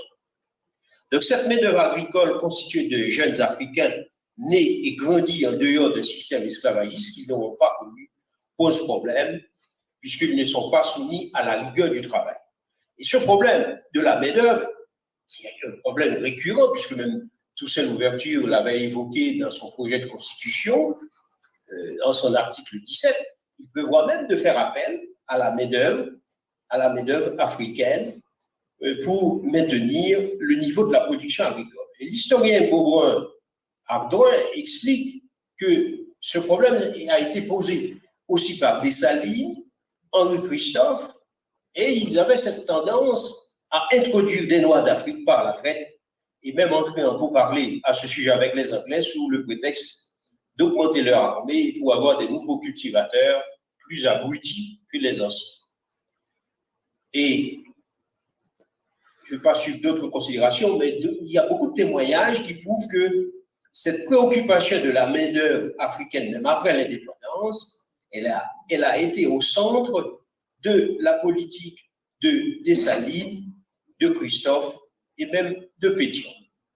Et à côté de cette main-d'œuvre directement importée d'Afrique, on note sous Dessalines une volonté affirmée de faire rentrer au pays les fugitifs noirs de Saint-Domingue, réfugiés aux États-Unis. Et même sous Boyer, il envisageait l'accueil de plusieurs milliers de Noirs américains affranchis que les sociétés philanthropiques des États-Unis encourageaient à aller se fixer en Haïti. Donc on voit bien, cette image d'Africain, elle est complètement négative après l'indépendance. Mais cette image, cette représentation négative, elle va être travaillée par l'opposition entre l'élite haïtienne qui est occidentalisée et les masses noires considérées comme aujourd'hui comme étant les paysans. Alors, cette élite occidentalisée, civilisée, qui s'appelle élite civilisée parce qu'elle a été formée en France, considère que l'Africain, lui, ou le paysan, c'est le sauvage, et que lui, il fait partie du monde civilisé. Et cette fracture entre les affranchis noirs et les nouveaux livres, comme je vous le disais tout à l'heure, va donc susciter une autre fossé entre l'élite haïtienne, qui considère que ces Boussales sont à l'état sauvage et que les créoles sont civilisés. Les créoles, ce sont donc les anciens libres et que les Boussales, ce sont donc ceux qui viennent d'arriver dans la colonie et que l'indépendance va avoir lieu et que ces Boussales n'ont pas pu être insérés, comme je vous le disais tout à l'heure, dans l'ordre esclavagiste. Et que le sauvage africain est jugé comme étant un signe d'obscurantisme et de honte, et l'élite haïtienne occidentalisée tend à prendre ses distances envers le sauvage africain. D'ailleurs, Sténio Vincent, ancien président d'Haïti, intellectuel brillant, d'ailleurs, voici comment il décrivait cet Africain, comme on l'appelle par la suite, ce paysan, comment il le décrit avec dédain. Je cite Sténio Vincent, en parlant du paysan africain.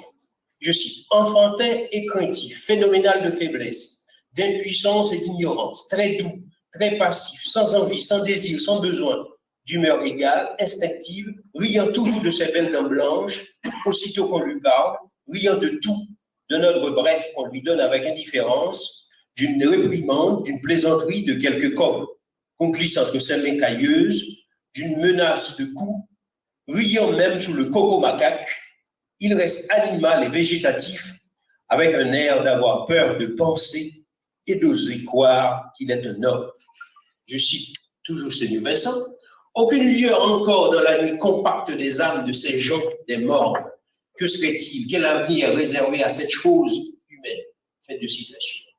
Voilà comment un intellectuel haïtien décrit donc cet Africain, ce paysan. Et je poursuis même Dr. Bryce, ce qui, dans la préface du livre de Jacques Roumain, La montagne ensorcelée, et Dr. Jean François s'écrit, je cite, le primitif est presque obligatoirement mystique, mais ce qui donne une saveur particulière au mysticisme du paysan haïtien, c'est la confusion qui s'est établie entre les mystères de la religion chrétienne et les mystères de l'animisme africain. Donc on voit bien à travers ces récits de ces sociologues ou bien d'autres anthropologues, le glissement est facile à observer et que l'élite occidentalisée fait du paysan, de l'Africain, le sauvage, et qui doit faire un objet d'éducation, puisque même en 1956, dans la revue Éducation rurale, dans le numéro 1, on prévoit qu'il faut civiliser cet Africain par l'école rurale, je cite, qui est destinée à arracher le paysan des griffes de la superstition et des déchéances engendrent de l'ignorance. Fin de citation. Donc on voit bien toute la distanciation. Maintenant, ces représentations négatives projetées de l'Afrique, eh bien, elles s'expliquent par le fait aussi qu'il y a eu un ensemble de récits, ce qu'on appelle de la littérature coloniale, des récits des romanciers, des explorateurs français, qui décrivent une Afrique qui correspond à leur fantasme. Très souvent, quelques-uns de ces romanciers ne se sont pas rendus en Afrique, mais ils ont eu des représentations négatives sur l'Afrique. Alors, Jean Casimir, dans son essai Haïti et ses élites, dialogue dessous, montre bien que le système, justement, de la plantation coloniale va expliquer encore aujourd'hui cette différenciation, cette incapacité à intégrer le paysan haïtien dans la société haïtienne, et compte tenu de ces représentations négatives projetées par l'Afrique. Alors, ce qu'on pourrait tenter de dire aussi, c'est que ces représentations négatives par l'Afrique, il y en a d'autres représentations qui ne sont pas celles du 19e siècle, mais d'autres. Par exemple, l'Afrique déçoit Haïti, c'est-à-dire après les années 1960, on pensait que la colonisation pourrait constituer une période de modernisation pour les régimes politiques africains. Tel n'est pas le cas. On voit bien qu'il s'agit des monarques arrivés au pouvoir à l'occasion des coups d'État, et certainement avec la bénédiction de l'ancienne puissance coloniale. Et on voit donc d'ailleurs émerger une littérature, ce qu'Alain Mabankou appelle une littérature contre les dictatures, va voir le jour. D'autres images négatives qui expliquent ce retour contrarié, c'est que l'Afrique n'a pas prolongé le projet d'émancipation des peuples soumis au joug de l'esclavage, premier pays noir à proclamer son indépendance à l'issue d'une guerre coloniale contre l'armée française. Cette spécificité est certes saluée par les rapports entre les dirigeants et le peuple. On voit bien que la gouvernance qu'adopte un certain nombre de régimes africains va tordre le cou à ce projet d'émancipation qu'ils auraient pu prolonger en dehors d'Haïti. Le retour vers l'Afrique est obstrué également par la charge liée à la responsabilité de la traite. Ça, on sait très bien. Et que cette responsabilité de la traite n'est pas seulement imputable aux Africains, puisqu'on sait très bien qu'il y a des villes françaises de Saint-Malo, de La Rochelle, de Bordeaux, et qui ont une part active à ce commerce triangulaire. Mais la représentation, la responsabilité, elle est aussi imputée aux Africains, une sorte de tragédie à laquelle ils ont pris part, et puisque selon certains rapports, il y a eu évidemment des acheteurs et des vendeurs. Alors, les acheteurs, on sait très bien, le Portugal, l'Espagne, la France, les Pays-Bas, notamment le Portugal qui a acheté 4 650 000 esclaves, l'Angleterre, 2 600 000, l'Espagne 1 600 000, la France 1 250 000, mais il y a eu aussi des vendeurs. Les vendeurs, le Sénégal, la Guinée, la Sierra Leone, 2 250 000 esclaves vendus, la Côte d'Ivoire, le Ghana 1 750 000, la Côte des esclaves, Togo, Bénin, 2 millions, Nigeria 2 millions, Cameroun, Gabon, Congo, Angola 4 millions. Autrement dit, 13 millions ont quitté l'Afrique, et selon ce qu'a établi Blancpain dans ses notes sur les dettes de l'esclavage. Alors, tout ceci est pour vous montrer que comment ce retour vers l'Afrique à un certain moment évolue en fonction de la période, mais c'est une lecture assez ambivalente, puisque de notre côté, on voit bien que ce retour vers l'Afrique s'est posé par survie et par nécessité. Par survie, parce que face à l'occupation américaine et à la perte des repères observés en Haïti, les intellectuels haïtiens vont donc recourir à l'Afrique comme étant une source de survie. 1915, l'occupation d'Haïti par les Américains poussera les intellectuels à valoriser leurs propres traditions, à célébrer leur folklore, leur paysage, leurs racines africaines, et par conséquent à entamer une importante révolution culturelle. Il faut le rappeler, par exemple, la revue La Ronde, la revue de la Ligue de la jeunesse haïtienne, la Nouvelle Ronde, la revue indigène, les griots, tout ceci participe à une sorte de reconquête vers l'Afrique. Et deuxième élément, pour souder cette reconquête, c'est la négritude. Ce concept, c'est vrai, et qui fait exploiter par les Césaire, Senghor. Il faut le rappeler, ce concept est d'abord né en Haïti et que cette négritude est née comme refuge, comme réponse à l'assimilation culturelle. Et c'est aussi une arme miraculeuse pour la libération et la reconnaissance de la pensée noire.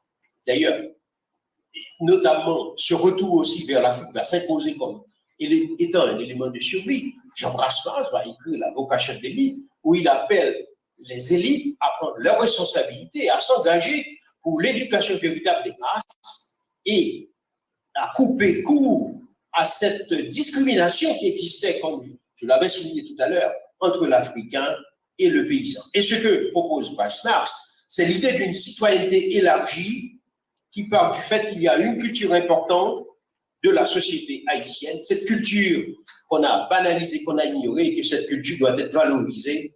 Il explique Marx en même temps, appelle les élites à assumer leurs responsabilités. Et puis, il y a un quatrième élément qui explique comment ce retour va s'imposer, c'est le panafricanisme. L'historien Hamza Boukari Yabara a montré comment Haïti a joué un rôle important dans ce panafricanisme. Et d'ailleurs, à côté de Marcus Garvey, de W.E.B. Du Bois, et Hamza a montré que l'objectif du panaméricanisme n'est pas seulement de faire savoir au monde que les Noirs existent et qu'ils ont des droits, mais aussi de lutter activement et efficacement contre la ségrégation et les discriminations raciales dont les minorités noires sont victimes un peu partout, notamment aux États-Unis, en Afrique du Sud. Et que cette reconnaissance et cette lutte contre la discrimination va s'imposer grâce à Haïti.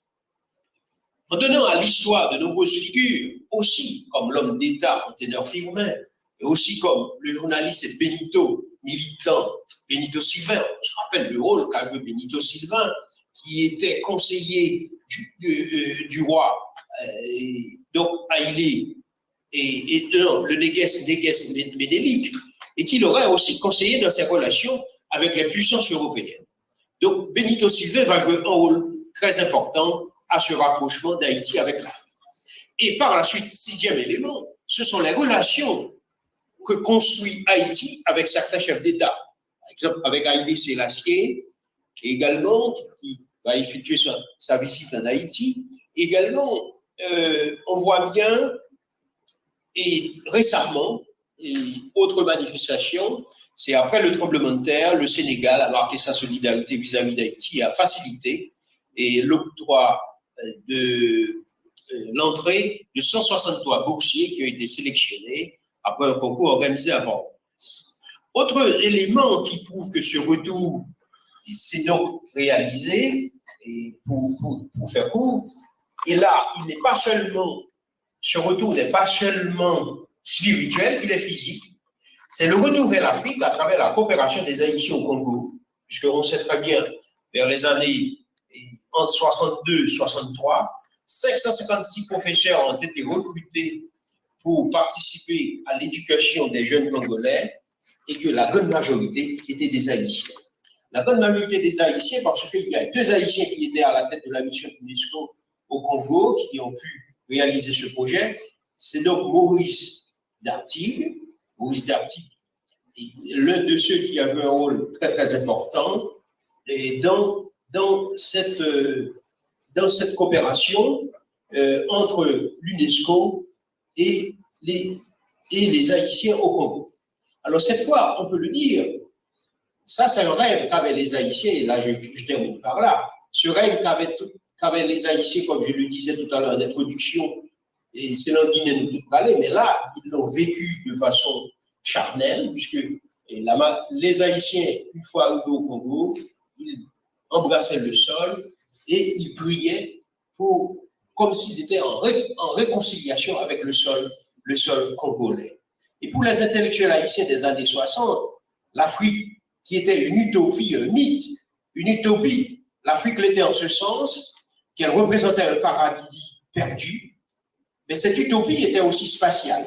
En effet, l'Afrique était idéalisée quand il s'agissait d'un territoire d'autant plus effrayé de mystères, comme l'a souligné tout à l'heure le professeur, qu'on en savait peu de choses. C'était une terre lointaine d'où étaient venus les ancêtres et d'où ne parvenaient que les vagues échos. Et cette fois, les Haïtiens ont vécu dans leur chair cette réconciliation avec l'Afrique. Et lieu de mémoire pour tous les Noirs des Amériques, l'Afrique était donc perçue comme une source d'inspiration pour les Africains, les écrivains, les artistes, dont la plupart étaient des partisans du panafricanisme et de la négritude. Je termine par là, on voit bien que cette relation avec l'Afrique, elle est donc ambivalente. De côté, on avait tendance, après l'indépendance, à considérer l'Africain comme étant un objet lointain, humiliant, mais par la suite, au fil des années, on a bien vu que cette réconciliation s'est assurée non seulement sur le plan immatériel, mais également sur le plan charnel. Merci.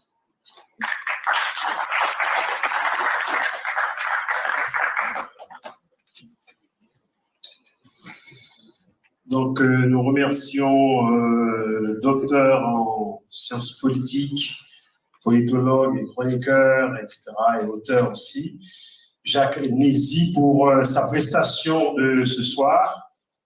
Alors, si on fait le résumé des trois interventions, nous avons le professeur Massongo, nous avons Jacques Nézy, nous avons également, que je ne fasse pas d'erreur dans le nom, Madame Adissa Aïra, donc professeure d'histoire également, militante afrodescendante.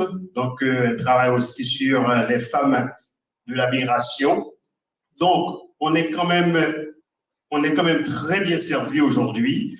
On a eu 3 belles interventions avec nos frères et cousins et compères, si on veut, africains, et bien sûr avec notre Jacques Nézy international.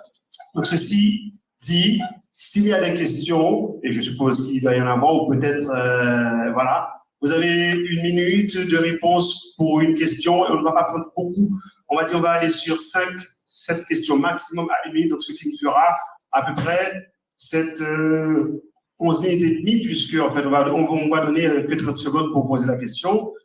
Donc, voilà, s'il y en a, je vous serai gré de ne pas trop tarder, parce que l'heure avance. Et donc, on va devoir aussi passer à la partie culture. Nous avons notre saxophoniste international de renom, M.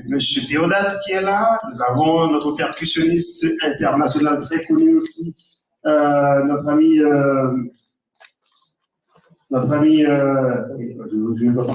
oui, il est derrière. Il se cache, hein, donc voilà. Et puis, nous avons aussi 2 autres. Les Haïtiens ont vécu dans leur chair cette réconciliation avec l'Afrique. Et lieu de mémoire pour tous les Noirs des Amériques, l'Afrique était donc perçue comme une source d'inspiration pour les Africains, les écrivains, les artistes, dont la plupart étaient des partisans du panafricanisme et de la négritude. Je termine par là, on voit bien que cette relation avec l'Afrique, elle est donc ambivalente. De côté, on avait tendance, après l'indépendance, à considérer l'Africain comme étant un objet lointain, humiliant, mais par la suite, au fil des années, on a bien vu que cette réconciliation s'est assurée non seulement sur le plan immatériel, mais également sur le plan charnel. Merci.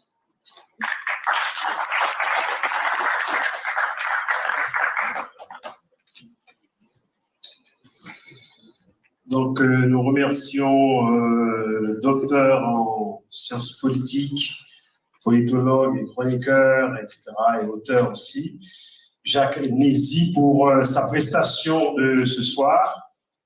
Alors, si on fait le résumé des 3 interventions, Nous avons le professeur Massongo, nous avons Jacques Nizi, nous avons également, que je ne fasse pas d'erreur dans le nom, Madame Adissa Aïra, donc professeure d'histoire également, militante afrodescendante.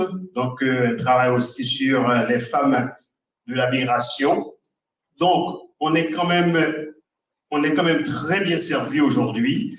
On a eu 3 belles interventions avec nos frères, cousins et compères, si on veut, africains, et bien sûr avec notre Jacques Nizi International. Donc, ceci dit, s'il y a des questions, et je suppose qu'il doit y en avoir, ou peut-être, voilà, vous avez 1 minute de réponse pour une question, et on ne va pas prendre beaucoup.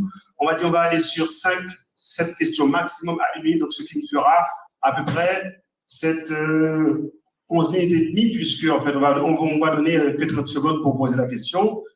Donc, voilà, s'il y en a, je vous serai gré de ne pas trop tarder, parce que l'heure avance. Et donc, on va devoir aussi passer à la partie culture. Nous avons notre saxophoniste international de renom, M. Théodate, qui est là. Nous avons notre percussionniste international très connu aussi, notre ami, je ne vois pas, mais il est derrière.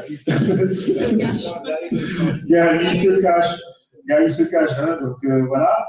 Et puis, nous avons aussi 2 autres artistes. L'un est revenu, l'autre n'est pas encore venu parce qu'il avait cours. Donc, c'est Erickson, donc, qui tout à l'heure nous avait aussi entretenu de leur belle prestation, de mélange, de mixage extrêmement intéressant et spontané aussi. Donc, pour montrer effectivement la grandeur et l'ampleur de leur talent. Donc, s'il y a des questions, nous vous écoutons. Il y a un micro baladeur, donc je vais prendre le micro baladeur pour que vous puissiez poser vos questions. Et nous aurons 1 minute de réponse par question, pas plus. Et merci beaucoup.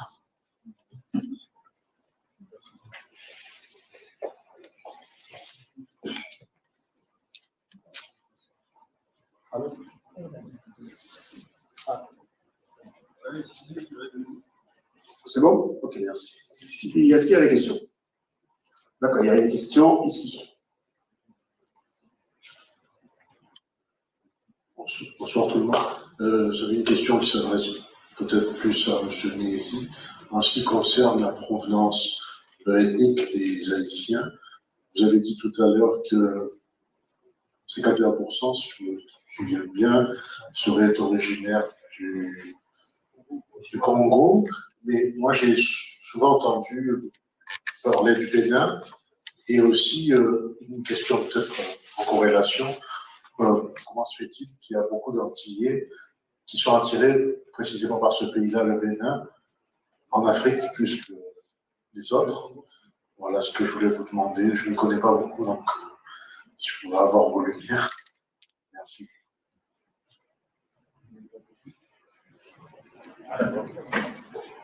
Moi, je n'ai pas d'éducation précise. Je pense que Josué avait indiqué que 80%. Dans Haïti, dans l'ouvrage des Maraudes de la Liberté, ont toutes ces indications. Oui, c'est vrai, je ne sais pas. Je n'ai pas d'indication précise dans l'origine. Des fois, j'entends ici ou là indiquer que ça vient de la Guinée, je ne sais pas si c'est des indications. Et je peux vous aider? Alors, lui, il a parlé de 75% d'ailleurs. Non, c'est pas moi. Ah, d'accord. Oui. Mais... Écoute, non. Voilà, 75%, c'est pas moi qui le dis, ce sont les archives nationales de Haïti. Okay. Maintenant, le article Max Beauvois m'a dit, et c'est écrit dans le livre là, sur les traces Congo dans les Amériques de Haïti, que M. Massengo, dans votre premier livre, vous avez dit que les archives disent 75%. Non, il faut voir ce chiffre à la hausse. Ça. Mais de toute façon, le Royaume Congo, il faut aussi rappeler aux gens, c'est pas que l'actuel Congo qu'on a là, c'était beaucoup plus grand aussi. Hein.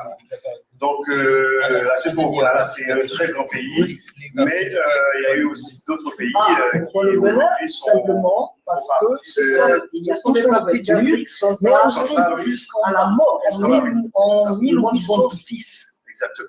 pendant 46 ans, il était interdit de prononcer le nom Dessalines. Pendant 46 ans, l'œuvre et tout ce qui était fait autour de Dessalines avait été boycotté. Et pendant tout ce temps, on a créé d'autres systèmes, on a créé d'autres littératures, on a créé d'autres logiques de dire et de faire. C'est pourquoi l'homme qui est là, Kapwa la mort fait partie de la communauté Congo. Et pour comprendre la communauté Congo, il faut savoir qu'au XVIIe siècle, l'armée la plus moderne de l'Afrique était l'armée Congo. C'est pourquoi aujourd'hui, quand vous allez au Vatican, à la cathédrale, à la basilique Sainte-Marie-Major du Vatican, vous trouverez cet homme-là. Vous trouverez cet homme-ci au Vatican. C'est le premier ambassadeur noir. Il parlait près de 5 langues. C'était un homme très cultivé et on l'avait, il a fait 4 ans de 1604 à 1508 pour arriver au Vatican. Hein, il est parti du Congo pour arriver au Vatican. Il était là-bas parce que le roi disait nous n'avons pas besoin de n'importe qui ici. Nous avons besoin des Européens qui viennent et qui viennent pour de bonnes choses, pas pour venir promouvoir l'esclavage. Alors, sachez que ce que j'ai vu en Haïti, moi, quand vous pouvez être, tout ça, c'est Massembo qui me l'a dit. C'est Massembo, une Guadeloupéenne que j'ai reçue en 94 au Congo, qui me dit tu peux être tout, mais si tu es noir, les cheveux crépus et que tu es Congo, c'est grave. Et pourquoi ces hommes-là dont on avait besoin pour remplacer les travailleurs dans les champs, c'était des agriculteurs et tout ça, c'était des charpentiers, des machins, parce que vous n'avez pas vu le royaume Congo au 15e et au 16e siècle. C'était très grand. Les maisons étaient à 2 niveaux, ainsi de suite. Donc il y avait des charpentiers, des agriculteurs, ainsi de suite. Malheureusement, après le travail qui a été fait par les Kapwa la mort, on dit mais qui sont ces hommes-là qui, une fois, ils mettent la main sur une garnison, ils se mettent à blaguer avec les armes comme des petits pains. Comment que des esclaves se mettent à s'amuser avec des armes? Et ces choses-là, quand on dit Congo, Congos, aïe, aïe, aïe, aïe, aïe, aïe, aïe, nous devions intellectuellement, nous devions reviser les choses. Bon, c'est pas pour faire la publicité, mais ce livre-là, ça nous permet, quand vous voyez la culture haïtienne, essayez de voir ce qui s'est passé. Pourquoi les Congos se sont-ils déplacés en masse? À Marie-Galante, en 1500, en 1850, sont arrivés 6000 Congos. Et on ne séparait plus les gens parce que tout le monde venait de la même zone. Sachez-le qu'en 1665, le roi Congo était décapité. Et à partir de ce moment-là, c'était la guerre contre les Portugais. À partir de ce moment-là, c'était le no man's land. C'est pourquoi tous ces spirites, ces grands prêtres, les prêtres spirituels, les Nganga sont partis, ils ont créé le palo, non, comment on appelle ça? Le Pedro Lemba, c'est le vaudou aux yeux rouges, le Pedro Lemba, et ça nous a donné tout ce qu'on a vu. D'accord. Alors, nous remercions le professeur. Il y avait une question, oui, et puis ensuite, avec le sujet, ou du moins le titre, Haïti, l'énigme. Je profite de l'occasion pour remercier les conférenciers. Donc, ma question, c'est, en ce qui a laissé l'Afrique, par exemple, si je reprends la thèse de Gérard Barthélemy, en ce qui a trait avec la division créole-bossale, donc les bossales sont toujours au trait de l'Afrique, donc j'aimerais bien savoir, est-ce que vraiment il y a un retour possible? Et s'il y a un retour, pourquoi faire ce retour? Qu'est-ce qui manque de concret aux Haïtiens pour qu'ils puissent se retourner en Afrique? Oui, dans l'exposé tout à l'heure, j'ai oublié, et bon, faute de temps, d'ajouter quelques éléments ambigus sur ce retour. On sait très bien Haïti, mais cette possibilité lui a été refusée sous prétexte que Haïti, géographiquement, ne se situe pas en Afrique.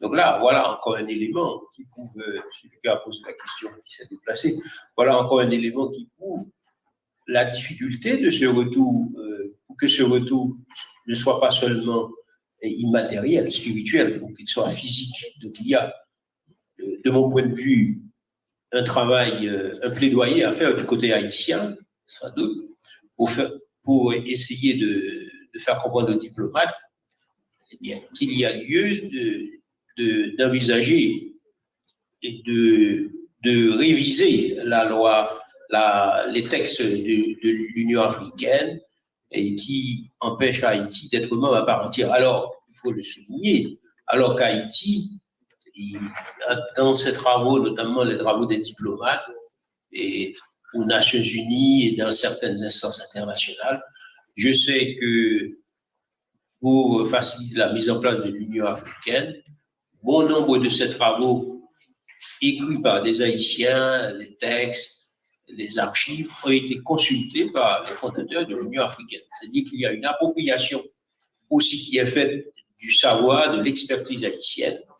Et de notre côté, je ne sais pas trop pourquoi, sans doute comme je le disais tout à l'heure, il y a un plaidoyer à faire en ce sens.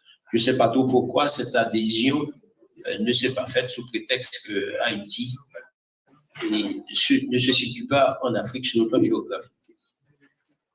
Permettez? C'est la dernière question, je pense. Oui, c'est la dernière parce qu'on va passer à la partie culturelle.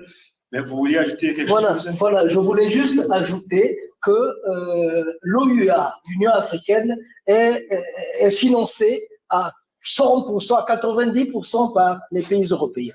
Par conséquent, ceux qui sont là, les présidents africains pour prendre des décisions, ils doivent venir prendre des conseils. Naturellement, avec le temps, vous allez voir que dans 5 ans, les choses sont en train de changer et aller très, très, très, très vite. Alors, juste un petit élément pour en ce qui a trait bien sûr à ces Congos qui, on va déporter une image négative dans les milieux caribéens. Je rappellerai avec Jean Fauchard que c'était eux on va dire, c'était eux d'abord qui refusaient effectivement l'esclavage et les premiers marrons étaient des Congos. Ce qui signifie, comme l'histoire n'a pas été écrite par nous autres d'abord, donc ce n'est pas, on va dire, anodin que on dresse une image assez négative de gens peureux, etc., et de gens assez fébriles. Alors pourtant, en fait, les premiers braves, si on peut le signaler, venaient effectivement de ce grand royaume Congo qui aujourd'hui, en fait, a des pays qui en sont sortis, puisque ceux de l'Afrique centrale. Mais voilà, donc ne vous y trompez pas. L'idée est qu'on a dressé une image négative, c'est parce que c'était des gens qui posaient beaucoup de problèmes dans les colonies en refusant l'esclavage. Il faut le signaler. Oui. Voilà. En fait, moi, j'ai saisi cette question parce que je me suis exprimée en premier. Ça va? Ça va là? Oui, ça va. Et donc, j'ai escamoté mon exposé en me fiant aux 15 minutes. Je vois que les faits sont très prolixes. Généralement, on dit que les femmes... Et pourtant, vous voyez que je suis sage. Mais je bouillonne. Donc, je sais, non, c'est même pas ça. C'est pas que ça, c'est pas cette question. Mais en fait, c'est aussi de saisir cette question pour préciser une chose. Il est vrai que dans la traite, dans l'esclavage, souvent, on nous a opposé, pour répondre, en fait, je précise, l'implicite, c'est la question, hein, d'accord? Pourquoi, la question du monsieur, pourquoi le retour est énigmatique, etc. Et du coup, il est vrai qu'on nous a longtemps présenté les vendeurs d'esclaves, les Africains qui vendent les Africains. Comment voulez-vous d'avoir un tel bashing durant des siècles et ensuite que ce discours-là puisse susciter, mais en masse, un retour vers celui qui vous a en quelque sorte trahi, vendu, humilié, etc., etc. C'est pour ça que personnellement, Et nous, en tous les cas, les idées qui sont les nôtres, en tout cas, ça consiste à ne pas nier une certaine implication, mais enfin, pas pour balayer d'un mot la question, mais en tous les cas, les gens ont quand même massivement été entre le 16e et le 19e siècle, parce qu'on n'oublie pas que ça continuait bien après sur les côtes de Mayotte et même beaucoup principalement au Brésil. Qui dit Brésil dit également une migration qui est allée vers vers Haïti. Et donc ça, on est vraiment dans la traçabilité et c'est aussi ça qui fait que le peuple Congo homogène, en tous les cas, la population haïtienne est vraiment homogène parce qu'ils venaient vraiment bien de ces côtes-là à partir du moment où l'esclavage était plus ou moins bouclé ailleurs et qu'il y avait des interdictions, même si, d'accord? Donc, je pense que ça peut, en tous les cas, éclairer un petit peu sur la question de l'Africain, des derniers arrivants qui sont mal vus au niveau des autres, qui se disent, bah voilà, eux, ils arrivent et nous, on était déjà là. Il y a un groupe qui se forme et il y a des nouveaux qui arrivent. On a ça aujourd'hui encore. On a des Français de première, de dernière génération, etc., etc. On a des gens qui sont du bled, oui ou non, dans les banlieues. Nos jeunes, ils nous parlent de blédards, de blédiens, parce que eux, ils étaient là. Et qu'est-ce qui les différencie? Ça répond à la problématique du retour vers la personne ou le groupe de personnes, ou en tous les cas, la question géographique, elle est quand même liée à ça. Moi, je vois le bashing. Et ensuite, je voulais dire quand même un truc qui est très important, c'est que le retour, pour moi, aujourd'hui, pourquoi on y retournerait? Mais c'est parce que l'Afrique a besoin de ses enfants. C'est pas plus compliqué que ça. Pourquoi on y retournerait? La question, ça serait vraiment pourquoi on n'y retournerait pas? Qui est-ce qui est le plus mal vu dans la migration qu'un Africain ou qu'un Haïtien? Qui est-ce qui est mal vu? C'est quand même bien ça.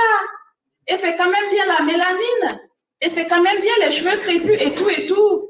Or, aujourd'hui, bien vrai que Haïti est inscrit de longue date, les pères, etc., fondateurs ont toujours vu l'Union africaine et avant cela l'OUA comme effectivement un moyen d'exister, parce que la rébellion, parce que 1803, parce que la communauté internationale a toujours voulu mettre Haïti, mais sous comme encore aujourd'hui de tenir l'île sous l'eau, vraiment pour un territoire qui est déjà dans les eaux, encore plus si on pouvait la noyer. Donc l'Afrique apparaît à ce moment-là comme quelque chose comme le robuste, le géant qui va l'élever, qui va le libérer simplement. Maintenant, la question pratique, est-ce qu'on va jusqu'à ça? Or, aujourd'hui, c'est pour ça que je disais effectivement dans ce que j'ai énoncé ici, la violence est telle que, je regrette encore, vous m'aviez dit que j'aurais pu projeter, mais bon, c'est pas grave.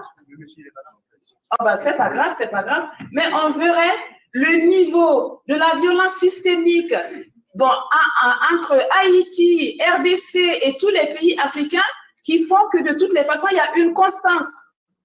Maintenant, c'est pas grave. Et donc, du coup, à partir de ces données-là, ce que je veux dire, c'est que le retour doit être maintenant un retour réfléchi, allié aux moyens d'aujourd'hui, aux outils d'aujourd'hui. Hier, effectivement, il y a des personnes des îles qui allaient en Afrique parce que, voilà, il y en a marre d'être pas reconnus, d'être discriminés, etc., etc. Il y en a plein des gens de la diaspora qui sont retournés en Afrique. Mais aujourd'hui, moi, je pense que le retour, il doit être un retour, comme je dis, 2.0, 2.20, 2. Tout ce que vous voulez. S'il y a des informaticiens, des statisticiens dans la salle, c'est aussi une histoire de pouvoir vivre, parce que l'Afrique a besoin de ses enfants.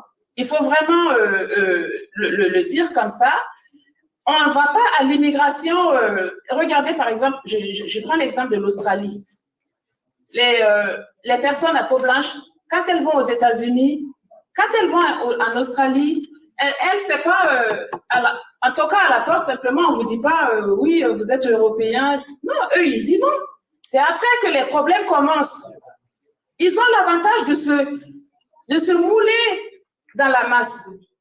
Il faut que l'Africain comprenne où qu'il soit, que nous avons aussi des avantages. Donc, que toute la diaspora retourne en Afrique. En Afrique, nous disposons de tout. C'est quand même bien chez nous qu'il y a les ressources qui font vivre le monde.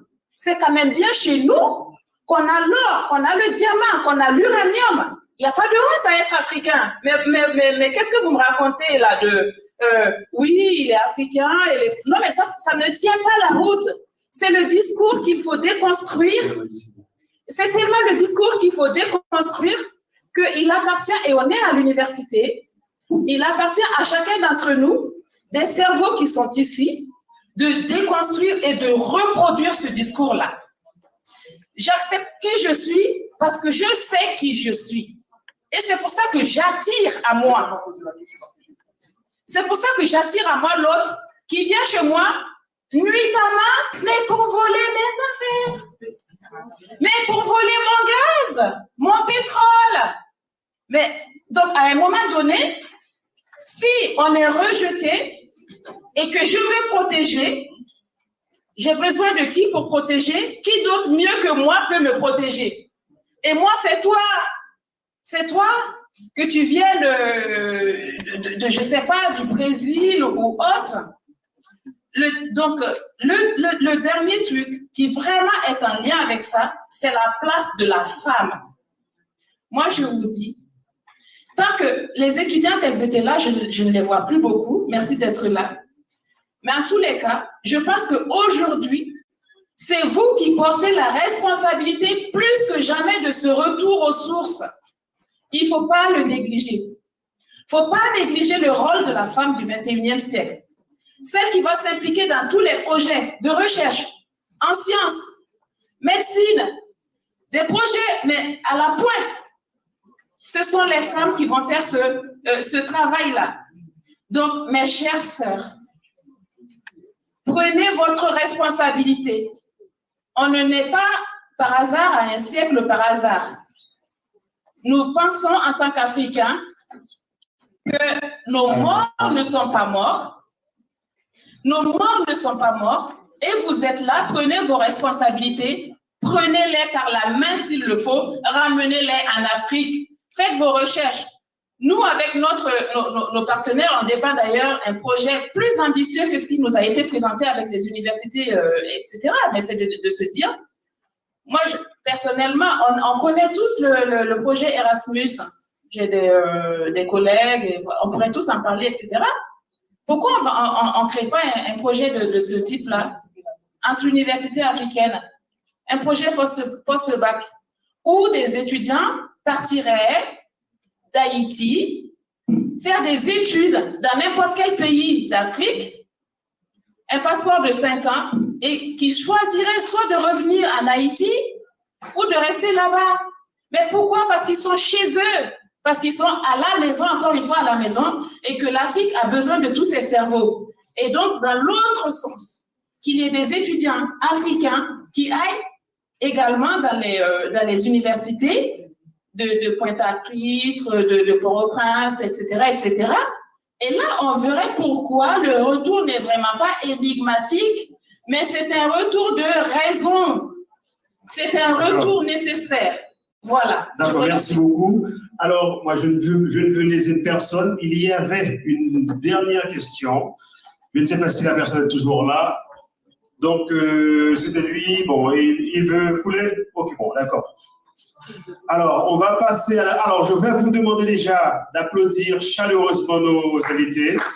S'il vous plaît, un peu fort, très fort, parce qu'ils ont fait le nécessaire pour être là. Ils sont venus de très très loin. Et ils nous ont bien servi, ils nous ont donné le meilleur d'eux-mêmes. Donc, merci au professeur Massongo qui nous vient d'Italie, et merci à Madame Alissa, merci à notre Jardinisie nationale, et merci à l'Afrique, merci à Haïti, merci à la Caraïbe, merci aussi à toute la diaspora africaines, haïtiennes dans le monde entier. Et nos milieux, ce n'est pas seulement Haïti et l'Afrique, c'est le monde, parce que nous sommes en fait à la base des civilisations du monde. Je vais appeler un artiste, mais avant de faire ça, je préfère faire dans l'ordre, citer, remercier pour leur appui, leur soutien, le réseau des étudiants haïtiens de Paris 8, un jeune réseau qui vient de se former, qui fait un travail phénoménal. Ils ont déjà même un t-shirt et avec leur logo. Moi, j'ai pris mon maillot déjà. Donc, c'est que 10 €. Prenez votre maillot. Il faut aller trouver Gerlise et vous prenez votre maillot de 10 €. C'est pas cher du tout. Et je vais citer les noms de ceux qui composent cette structure qui est d'une importance capitale pour les étudiants à Paris 8. C'est Mario Louis Jeune qui est le président. Mario, tu es là ou pas? Bien, bien. On a aussi James Bellus, vice-président. Donc James est là, juste là. Nous avons Jean-Simon, c'est Romuald, c'est ça, hein? Jean-Simon Romuald, responsable des projets. Jean-Simon. Nous avons Jean-Leslie Marseille, c'est ça, qui est le conseiller, l'un des conseillers. Nous avons Simon Gerlise, trésorière. Elle fait bien son travail, elle commence déjà à garder l'argent des t-shirts. Mais sérieusement, j'arrive à elle, je lui dis, vous savez, moi j'aimerais avoir aussi mon maillot à moi, un gars comme ça. L'argent d'abord, on va se le dire. Donc du coup, c'est très important, elle fait bien le travail. Et puis nous avons Denis Val Hervé. Applaudissements s'il vous plaît pour eux, parce qu'ils font un travail formidable. Et puis nous avons Jafet, je ne connais pas le nom de famille. Donc voilà, qui est là aussi. Je passe la parole pour 1 minute seulement au président et puis après on arrête. Hein.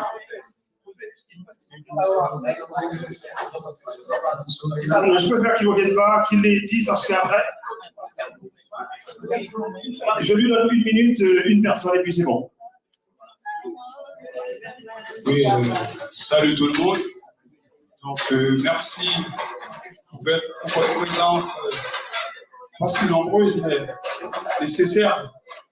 Donc, aujourd'hui, cette journée concerne plutôt une journée d'histoire qui fait l'histoire.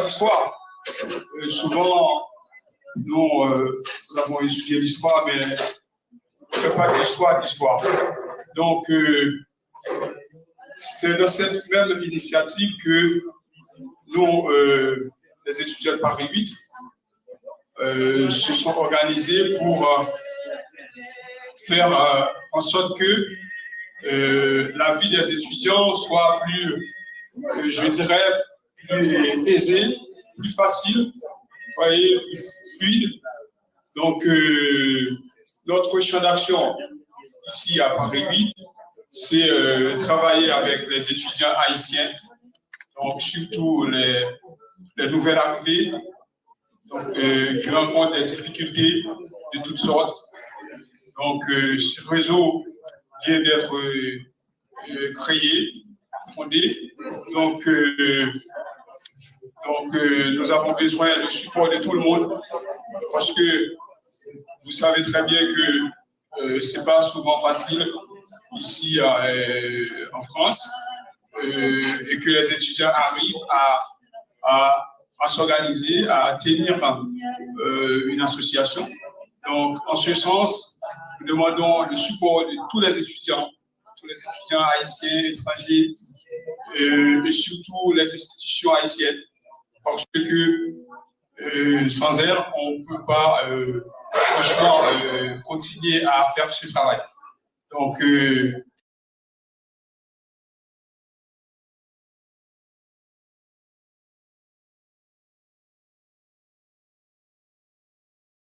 voilà, c'était un beau moment que nous avons passé à l'Université Paris 8 avec les amis de Haïti et tous les autres qui ont pu être avec nous. Vous avez vu que dans les débats, nous n'avons pas encore dépassé le langage, l'éducation coloniale. L'éducation coloniale nous habite encore. Les bossales. Et ils pensaient qu'en les faisant venir, ces bossales ne savaient pas où est-ce qu'ils venaient. Ils savaient où est-ce qu'ils venaient. Ils savaient que c'était de l'esclavage. Donc, à quoi bon de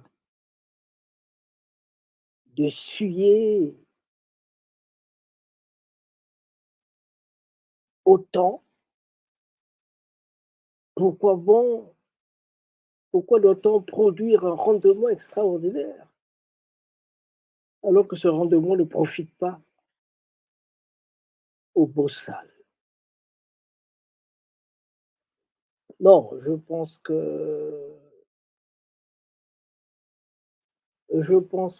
le mal inoculé dans nos têtes au travers de l'éducation continue à nous faire du mal. Les 46 ans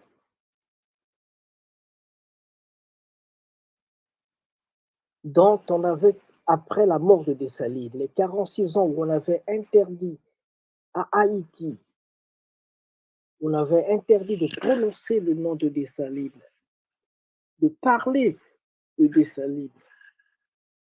On avait introduit dans la communauté d'autres valeurs, des valeurs négatives, des valeurs qui ne nous aident pas. Comment peut-on penser que ce bossal, celui-ci, ce bossal était un ignorant?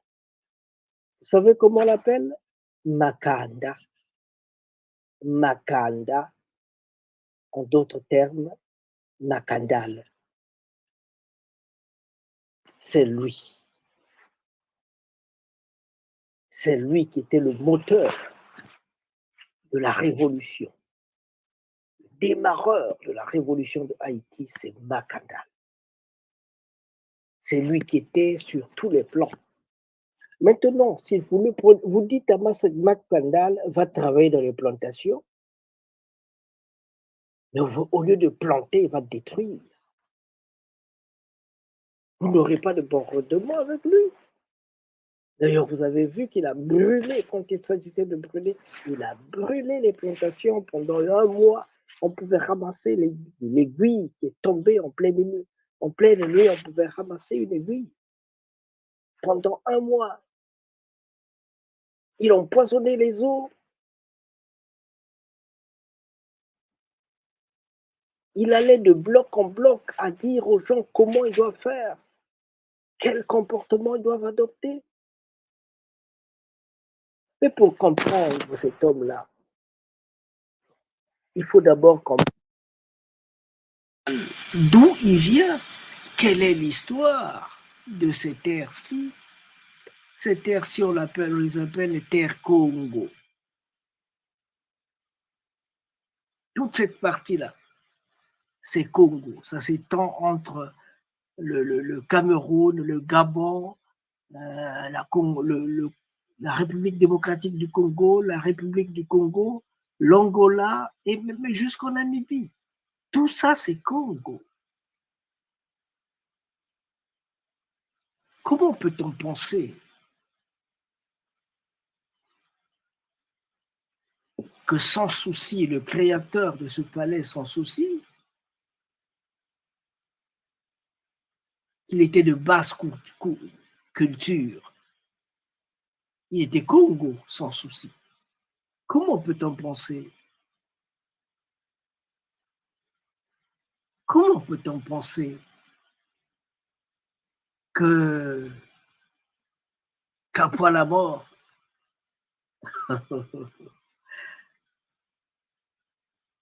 donc je pense que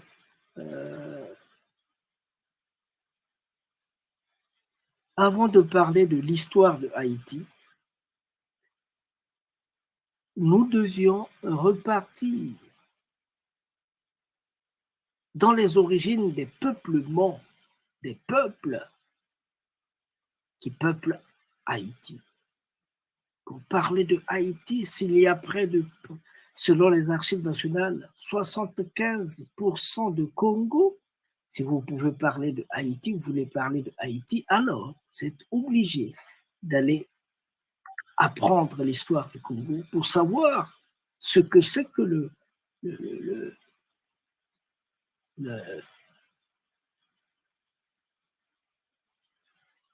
il y a le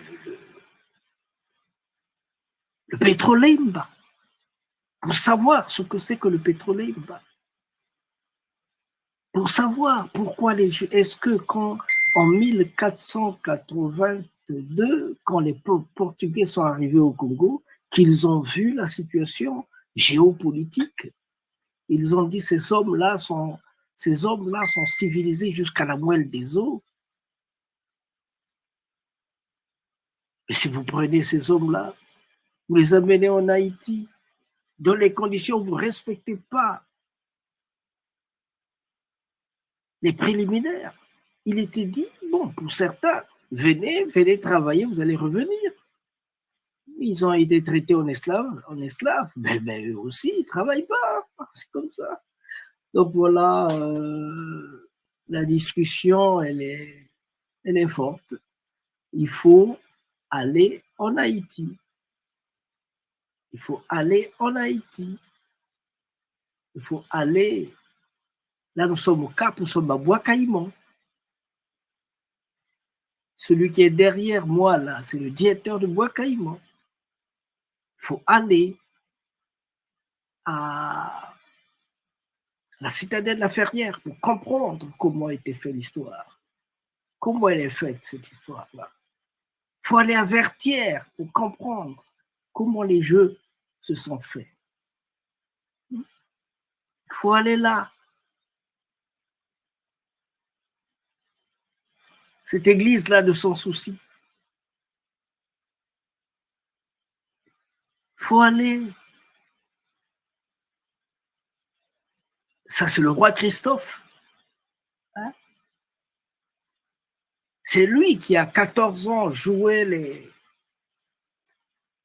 tambours à George Savannah aux États-Unis, quand les Haïtiens sont allés libérer l'Amérique, quand ils ont bloqué les Anglais à se rallier avec ceux du Sud.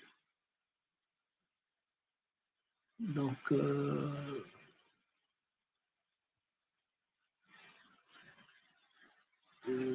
je pense qu'il y a plein de choses. Je pense qu'on doit promouvoir ces échanges-là parce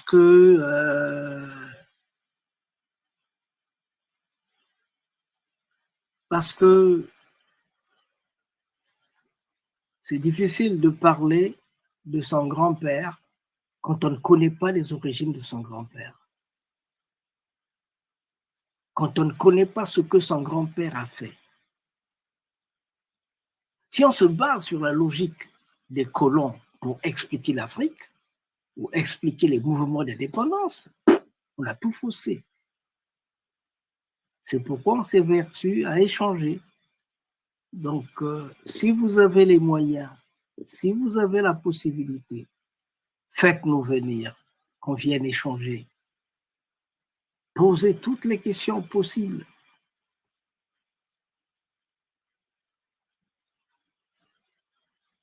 C'est un devoir, nous n'avons pas des États. Les États qui nous abritent ne sont pas nos États, nous ne sommes pas gérés.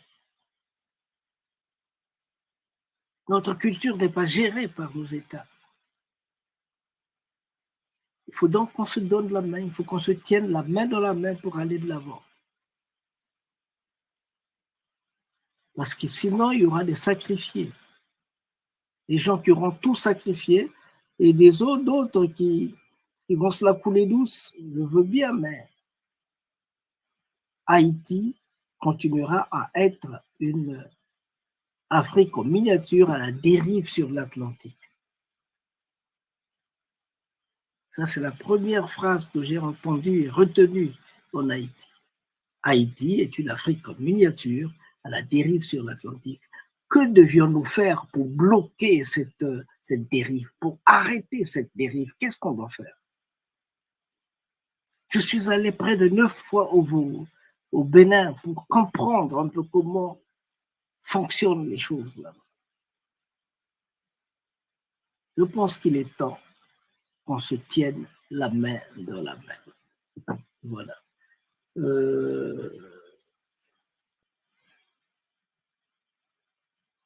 C'est dommage parce que la fête de l'indépendance de la première République noire se fait au moment où les gens pensent à leur famille. Et ça ne nous aide pas. Ça ne nous aide pas. C'est pourquoi nous allons continuer à parler de Haïti, à promouvoir les échanges qu'il y a et que nous devions pousser, parce que sinon, si on ne le fait pas, nous sommes foutus. Merci beaucoup, merci pour le temps que nous avons passé ensemble. J'estime que vous avez été contents. Ça, c'est l'essentiel. Me voici au palais sans souci. Me voici à la citadelle, la Ferrière. Là, je suis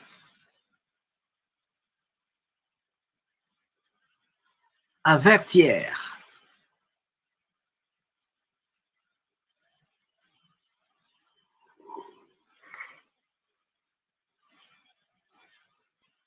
Macandal, si c'est un beau sale, alors c'est un bon beau sale. Contrairement à ce que vous pensez, certains pensent. Non, c'était un grand soldat au Congo et un grand soldat en Amérique. Parce que quand vous venez ramasser des gens d'une armée la plus forte du monde, la plus forte d'Afrique au XVIe siècle, quand vous venez ramasser l'armée du royaume Congo, eh bien, quand ils se retrouvent et qu'ils mettent la main sur une caserne, alors ils vous font l'affaire, comme on dit chez nous. Merci beaucoup, nous avons terminé. C'était donc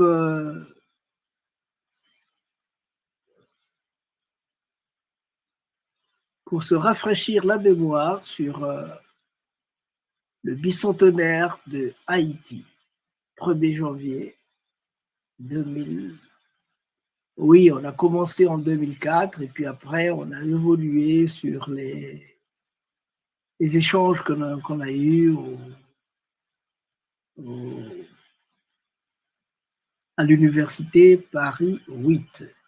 Merci Josué, merci mon frère Josué, merci mon frère Audenor et merci monsieur Jacques Nessy. Merci monsieur Jacques Nessy. Merci madame Adissa. C'était un grand plaisir d'avoir partagé le plateau avec vous. Merci, merci, merci, merci et au revoir. Recommence. Recommence. Même si tu sens la fatigue. Même si une erreur te fait mal. Même si une trahison te blesse.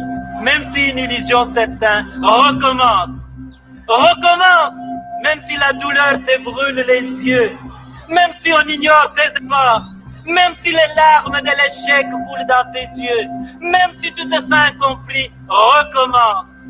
Recommence. Même si l'injustice semble toujours avoir le dessus. Même si tu sens la peur au plus profond de toi. Même si les autres abandonnent, même s'il faut en payer les prix, recommence. Recommence chaque jour avec patience et amour. Recommence au jour des soleils comme au jour des tempêtes. Recommence avec amour et sans jamais te décourager. Recommence pour Dieu, avec Dieu, comme Dieu. Recommence pour ton peuple, avec ton peuple.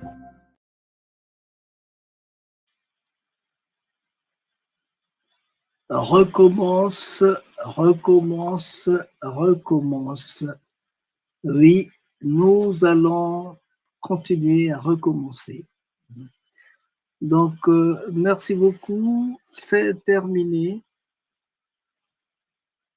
C'est dans le cadre des festivités du bicentenaire de Haïti, disons, des festivités de l'indépendance de Haïti, que nous avons voulu présenter ces images, souvenirs de cette grande lutte que nous devions porter en avant. C'était Massengo Mabongolo dans le cadre des activités de Malaki Afro-Congo Tivu. Terminé, terminé, terminé, terminé, terminé. À nous revoir prochainement. Merci.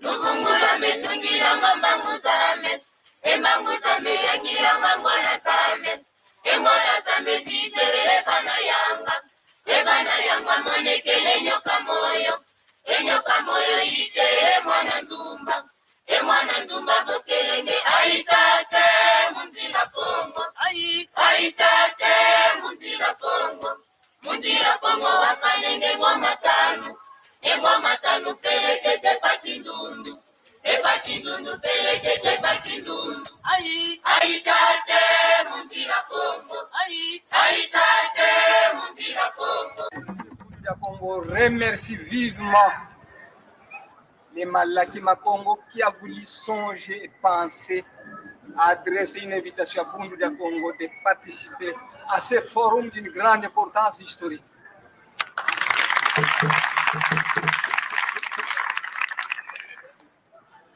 Longia Congo a dit: un peuple qui perd sa langue et qui oublie sa culture ressemble à un arbre déraciné, tôt ou tard fanera.